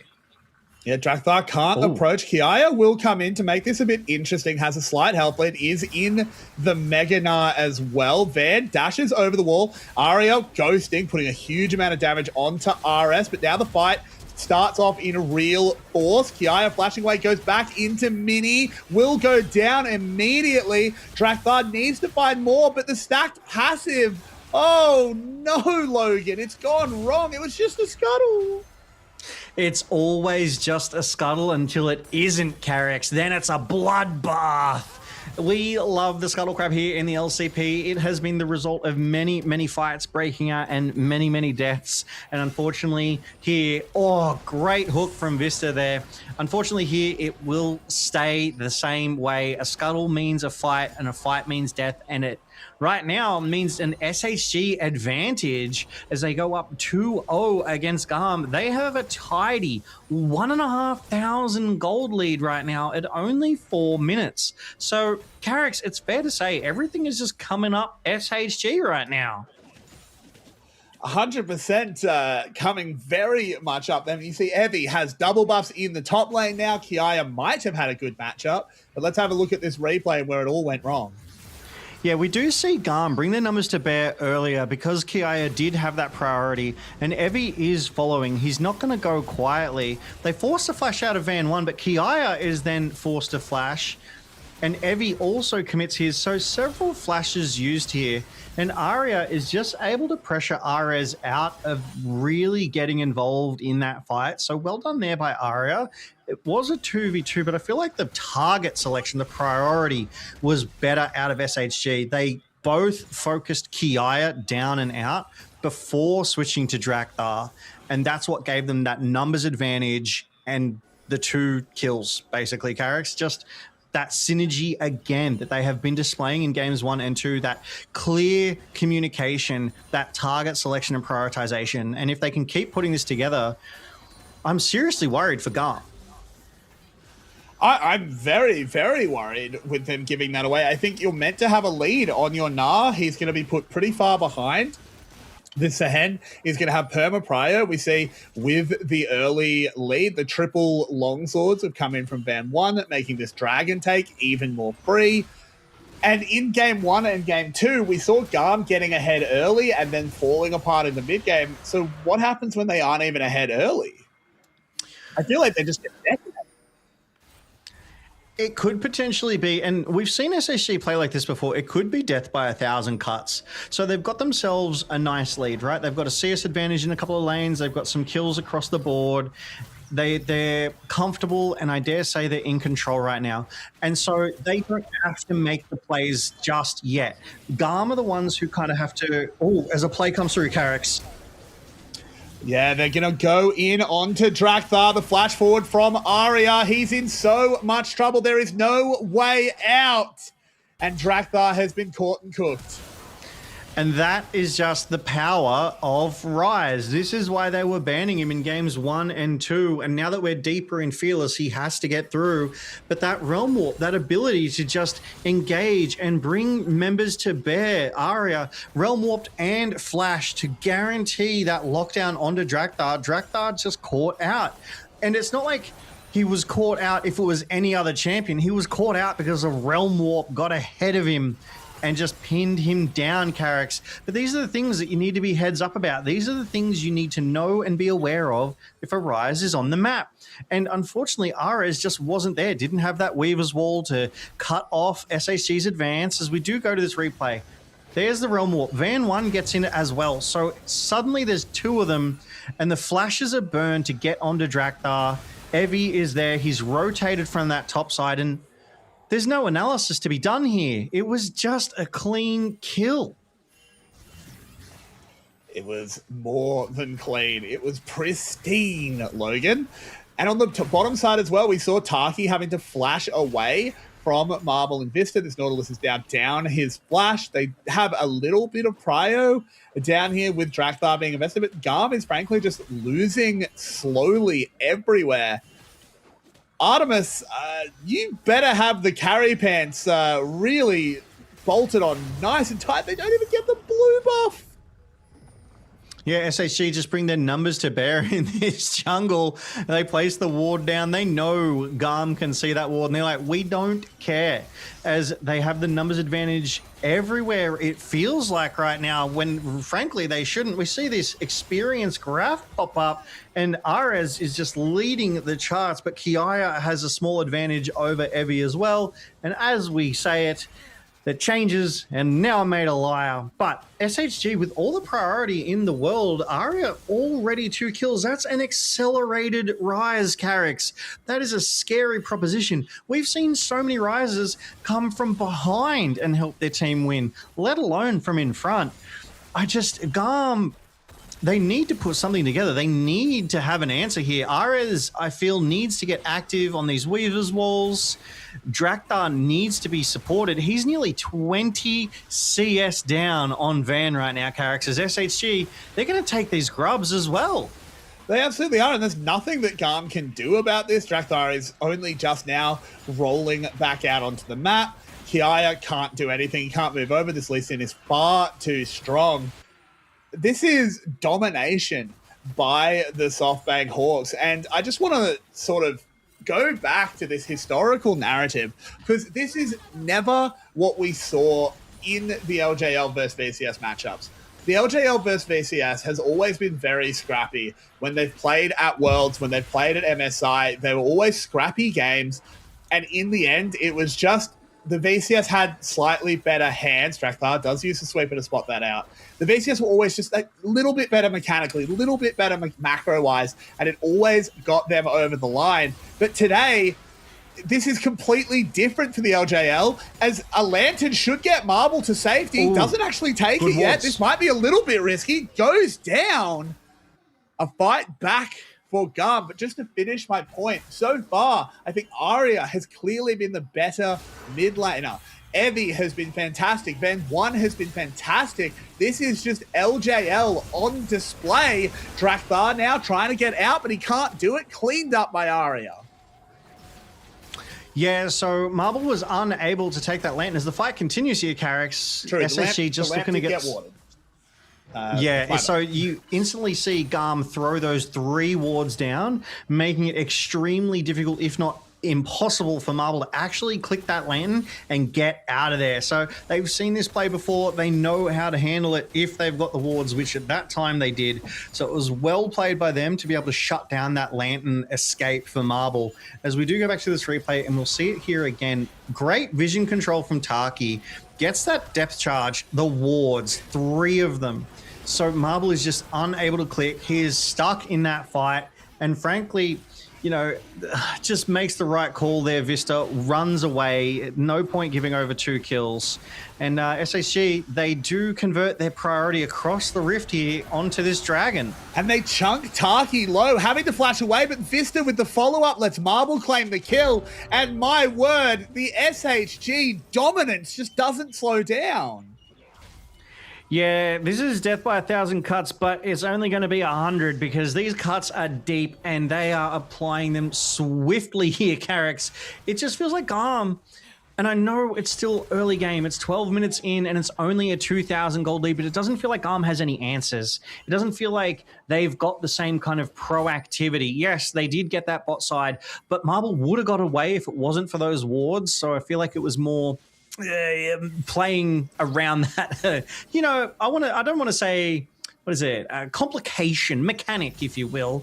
But Drakthar also just keeps getting caught. He's 3 of the 5 deaths on GAM. He's just consistently being caught. Game 1, the most. Game 2, a little bit. Game 3, still more again on this Aatrox. And the tricky part here is even seeing the way back in. I suppose it's paved through Artemis, which is appropriate from how we've told the story. Taki landing a hook onto Vista. Drakthar is here. They can turn this into something as he spreads the wings.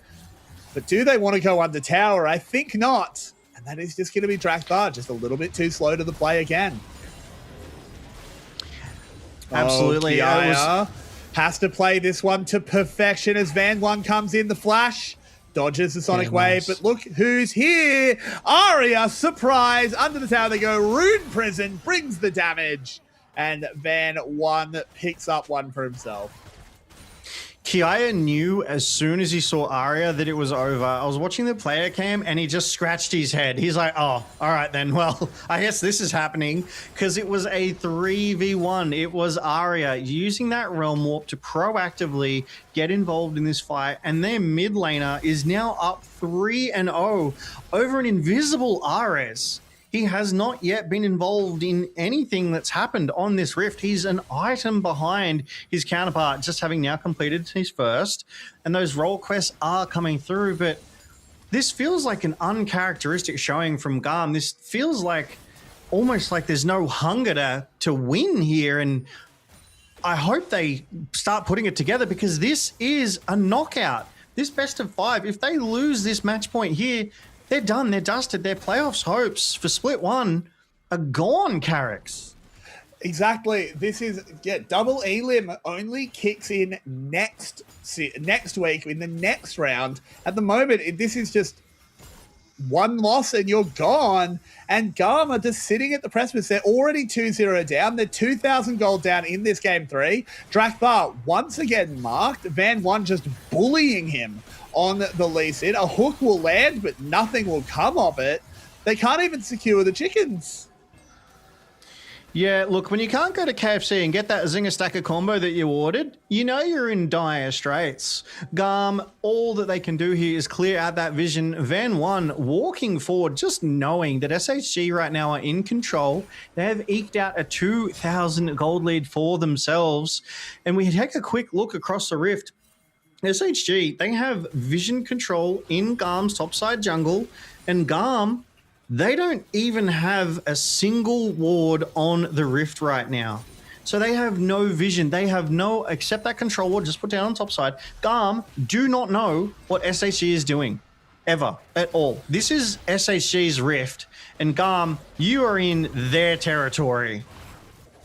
Yeah, 100%. Every part of the rift is SHG's territory as the ult comes out from Evie to dissuade Kiaya. This Nah still able to trade in the direct matchup, but that just doesn't matter. As the Herald goes down, that'll grow the gold lead even more. Artemis, that's the only hope. Like, save me, Artemis. You're my only hope. This isn't Star Wars, mate. This is League of Legends. And we need Artemis to be a legend tonight. We need GAM to wrap him in a protective cocoon and barrel forward into the midst of SHG as they crack this tier 1 mid turret of GAM's and the top side tier 1. Aria just applying all of that pressure. So much value here. They took out 2.5 turrets in one push. Aria's able to get that bot side tier 1 back in return. But SHG, they just keep applying this pressure. They just keep eking out these advantages as Ares uses a Weevil's Wall just to get away. He's scared of Evie collapsing on him. And he has to be. Does manage to get at least a bit of a push in the bot side. It kind of works out. It might get GAM priority around this dragon, but they're just so scared to actually pull the trigger on this. Without Artemis hitting it, this is going to take a while for Drakthar to kill. Van 1's going to be here. There's a Realm Warp for Aria. We're looking at another fight, and GAM, they have to execute on this one, or I think it may well all be over. A hook goes out onto Vista. Taki in trouble. TP. Taki taken down. TP is here. Everyone has to flash away from Evie, and the Hawks take the dragon. They're on soul point. Who are we watching right now? Like, where were these Hawks all LCP? Because this is just a clinic that SHG is putting on. Kiaya's TP just comes through far too late to have any impact. And the moment he arrives, he is forced to run. As SHG, they do so well here to zone them away. That dredge line landing, but I don't think Taki wanted that to land because 4 members of SHG were ready to answer it. Evie moving forward gets 2 flashes, the mid laner and the AD, just from that Zahen dash forward, which tells you just how carefully GAM need to be playing right now. They're just not able to turn around, and ultimately SHG, they're on Drake, so, like they're on soul point right now. 1 more dragon and they get the soul, and that is a significant advantage over to SHG. They've got that 3k gold lead. They're maintaining it nicely. It will go back up here because they just got their 3rd turret of the game. And again, Carrix, this vision, SHG just has all of this vision everywhere. GAM, though, they've started to put theirs down, but it's all topside as the fight breaks out. Another fight does break out. Drakthar is here in time to just hold Evie back, but holding him back is all he can do. He has to dash over the wall, and GAM are just rejected at every single turn. Like, it's all closed. They just want to go out for a night on the town, but there's no one accepting them. I feel like SHG are those super bouncers, as Kiaya does see this blue buff and tries to prevent it.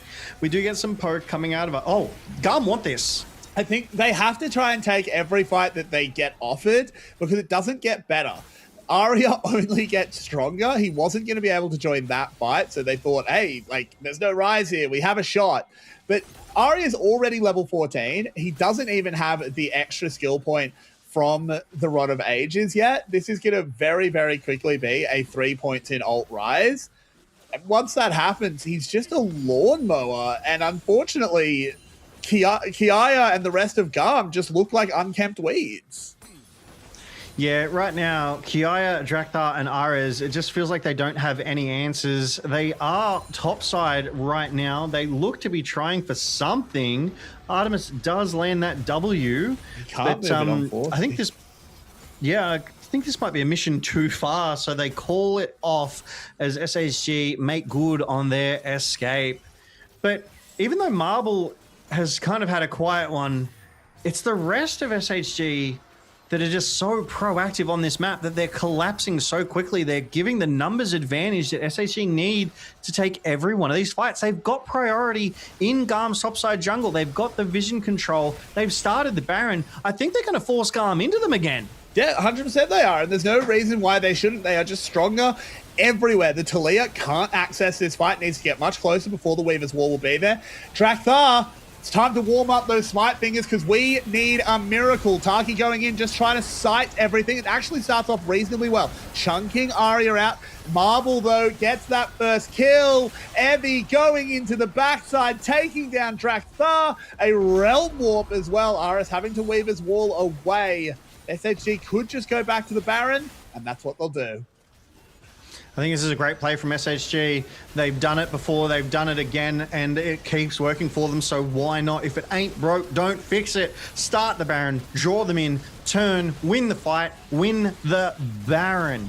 And SHG, they've got it down to 2k. They'll get their Baron, they'll get their recalls, they'll mop up, they'll buy some items, as we do see Arya hit that 10th stack of that Rod of Ages, and here we go, getting this replay. Taki Hex flashes over the wall on to Arya. Unfortunately, the wall kind of separates him, but he does get that depth charge off, and Arya is just able to create so much space. And Evie zoning effectively 3 members of GAM from even entering the fight. And it's that positioning that you want out of your top laners. You want your top laner between half the enemy team and all of your team to give yourself that unfair numbers advantage. And that's one of the things that Evie just does so well. Even if he doesn't win his lane, he wins his team fights. And that's where it becomes so critical in those mid to late games. Because SHG, 5 members, Baron empowered, they're sieging the bot side tier 2 turret of GAMs. Another fight breaks out.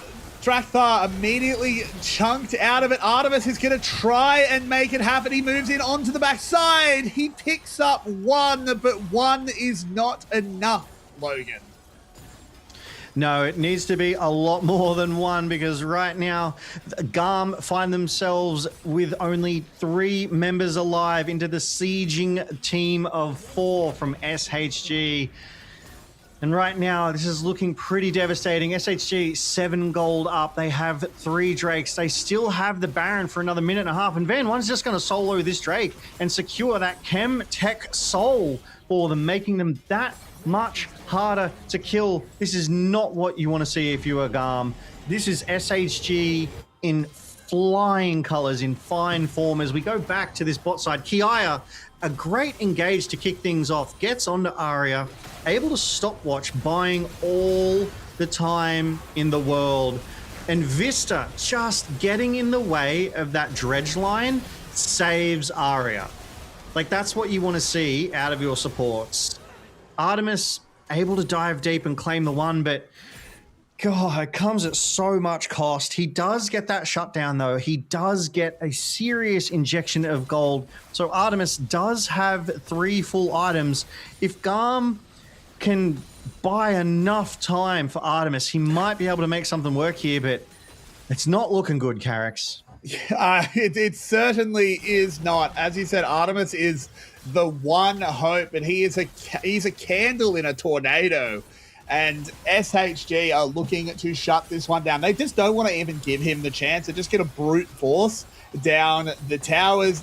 They've got 2 lanes pushing. That's all they need. They'll crack the inhib, and they just look unstoppable. GAM need a miracle. They need divine intervention. Another wave crashing in. This will be another tower falling. Very little GAM can do about it if SHG really want to force it.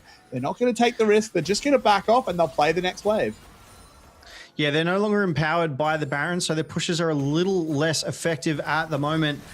But I feel if a fight were to break out, SHG would just absolutely wallet diff GAM. Arya, Realm Warp. Taki might be caught.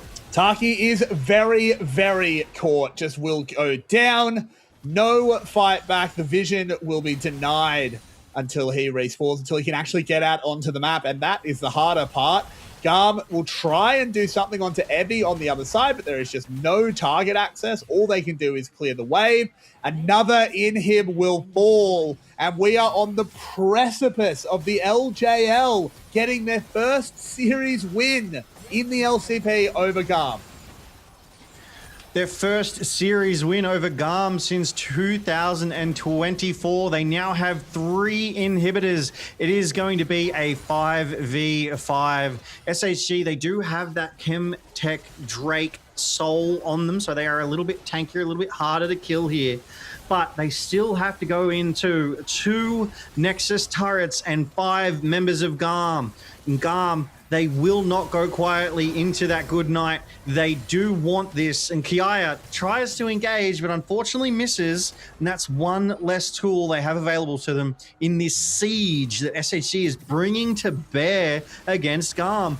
10k up, Soul, Grubs. This is SHG's game to win. GAM has everything on the line in this match point game, Carrix. Marble will miss the ult, but there's a hook from Taki to get the party started. They immediately fire back. Ariel get that first kill. Up into the air goes Evie. It's 2. He goes down on the other side, but it just doesn't matter. Artemis is having to dash away. Kiaya trying to save the world, but it is doomed as it is only RS left alive. And the SoftBank Hawks will win round 1 of playoffs 3-0. They go into the fountain as they just flex on them. The LJL have taken down the BCS. SHG have taken down GAM, and they'll be in round 2 of playoffs. GAM are done. Clean 3-0 victory to SHG, Carrix. GAM go down, not taking a single game in this best of 5 series. You said it. They are knocked out. They are no longer in the playoffs. Done, dusted. Their aspirations to make it to the international stage, to make it to first stand in Brazil, done, gone. SHG, too strong tonight. We're able to just keep GAM down and out. And even when GAM found themselves in advantages, SHG were just able to fight their way back in. They were able to find answers to everything and anything that GAM wanted to do. It felt like GAM never stood a chance with how well SHG played. Yes, there were some fights that they won, and yes, at times they broke even, but they never truly raced away from this phenomenal SHG here tonight as we say farewell to GAM for the last time for Split 1 of the LCP in 2026, Carrix. That is it for them. The 3rd seed upset by the 6 in a 3-0. And frankly, it was 3 very, very dominant games by the SoftBank Hawks. I am excited to see what they can do next week. Logan, our playoffs are already off to the most exciting start we can imagine. And just don't we love the LCP? I love the LCP so much. It is such a privilege to be here and cast it and alongside you, Carrix. I love that we get to see these players shine and thrive and smile and just be happy with the results that they're getting. And upsets, let's call it what it is. This is an upset. GAM wanted this. GAM picked SHG as the 6th seed. They doubtlessly thought, oh, this should be a relatively easy victory compared to the likes of CFO or GZ if they match into them. But SHG, they turned up on the day. They proved the betters. Where is the damage from Ares? Where is the damage from Artemis? Drakthar, he was caught out everywhere. That's where he was. Yeah, this Aatrox has not been a pick for him, but GAM have a long time to think this one over. I want to look at the SoftBank Hawks. They've still got a long, long road to Brazil, a long, long road to the Cup. But if this is their level now, if this is not a 6th seed, let's be real. They were so organized. They played perfectly. Aria had an incredible series. Marble, particularly in that game too, on the Misfortune was just unstoppable, but it was an entire team effort. Evie, throughout the split, has been someone that we've looked at as like, maybe a little bit of a weak point. Just wasn't that today. Took it to Kiaya and handily won the lane. I enjoy watching Evie because he is such a team player. Like we've said before, and I'll probably say again, he doesn't necessarily win his 1v1s in that top side. Yes, he can hands with the best of them, but he'll, sometimes go down in CS, that sort of thing. But when it comes to those team fights, Evie is your guy. He is that top laner that you want in your team. He knows how to zone. He knows how to put his champ on the line to protect more important champs like the AD carries and those mid laners. And I would want Evie on my team, but not only Evie, we also have to talk about the superstar that is Vista. He had a phenomenal 3 games. His Alistair, as here he is again, player of the match. His Alistair was so effective at protecting Marble. His Bard setting up the plays and engages and disengages, and his Thresh did so much work to buffer for his team. Vista, well-deserved player of the match. That is his 3rd for the LCP Split 1 Carracks. Just a great team all around. 100%. This is fantastic from the Hawks. I think Vista looked incredible, a well-deserved player of the match. But player of the match just doesn't, I think, highlight what I think mattered for the Hawks. I think what mattered was the way they linked up, the way they were able to react to GAM's early games. Game 3, let's leave that to the side for a moment. That was just complete domination from minute 1. But leave Game 3 to the side for a moment. Game 1 and 2, GAM had early games. They knew what they wanted to do, and they did get leads. They built these leads, but then you could see it was the dynamicness and the shot calling from the SoftBank Hawks that got them back into this one. I imagine, I don't know, but I imagine it's Arya, it's Evie, these veterans able to be big voices on the team, make the calls about where they need to be, and GAM just couldn't respond to that. GAM just fell apart as soon as it was not, this is what we practiced 100 times in scrims. Once that went away, they were just outclassed. You are so right. Just outclassed. Ares was quiet in the face of Arya. Artemis was unable to find those angles to bring his skills and damage to bear because SHG just never let him get a look in. They just were better on the night. And I know it sounds like a redundant statement, but that's all it takes. You need to be better on the night, and SHG were. They showed up. They were practiced. They were synergized. Their communications were on lock. Vista frontlining, Evie frontlining, Drakthar being caught out, Marble able to bring the damage to bear, not having the explosive series that we are used to him seeing, but he didn't need to tonight. He just needed to be good, and he was, because Arya was exceptional, because Evie was exceptional. If this is the SHG that is going to be brought to bear for the rest of playoffs, I think Relove DCG, I think Team Secret Whales have got to be careful. They have to play respectfully. They won't be able to just dance around willy-nilly on SHG. Not after this showing, Carracks, because, yeah, 3-0 sweeping GAM. That is not what I think we expected here tonight. No, that is so not what we expected. 3-0, the 6th seed against the 3rd seed. Now the SoftBank Hawks are in double elim. They have a life. GAM, they're done. Their split is over. They have to watch the rest from the stands. But the Hawks, again, I think they've got some hard matchups. Team Secret Wales is a different beast from VCS waiting there for them. But they can lose that game. It's okay. They may well win, but it's a hard matchup. But even then, going into the losers bracket, it's like the hyperbolic time chamber. You get molded into the best version of yourself that you can be. Yeah, you are so correct. Pressure makes diamonds, and SHG are looking to become just that. As we do see GAM knocked out, they're done, they're dusted. SHG will progress. They will move forward into the likes of Team Secret Wales. But before we even get to that, tomorrow night is our second and our last knockout playoffs match between Ground Zero Gaming and CTBC Flying Oysters. This will be a close match. This is the 4th 4th seed versus the 5th seed. And we've seen these games before. They get really, really tense. I would expect this one to go the full distance, the 5 games as we progress through our playoffs brackets here. And I mean, we've just got quality League of Legends ahead of us coming out of the LCP here, Carrix. What I saw tonight blew me away. I was so impressed, Carrix, and I can't wax lyrical enough about them.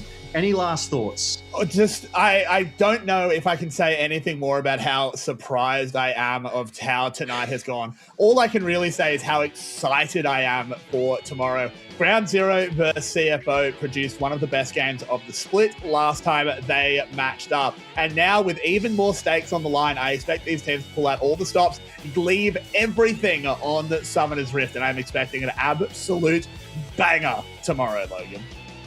You are so right. SHG left nothing on the Rift, and we expect that from every other team. But that is enough from us here tonight in the LCP. That is enough from you and me, Carrix. It is time to end it. It is all we wrote for tonight, folks, here in the LCP. We'll see you tomorrow night, because here in the LCP, we're made for this.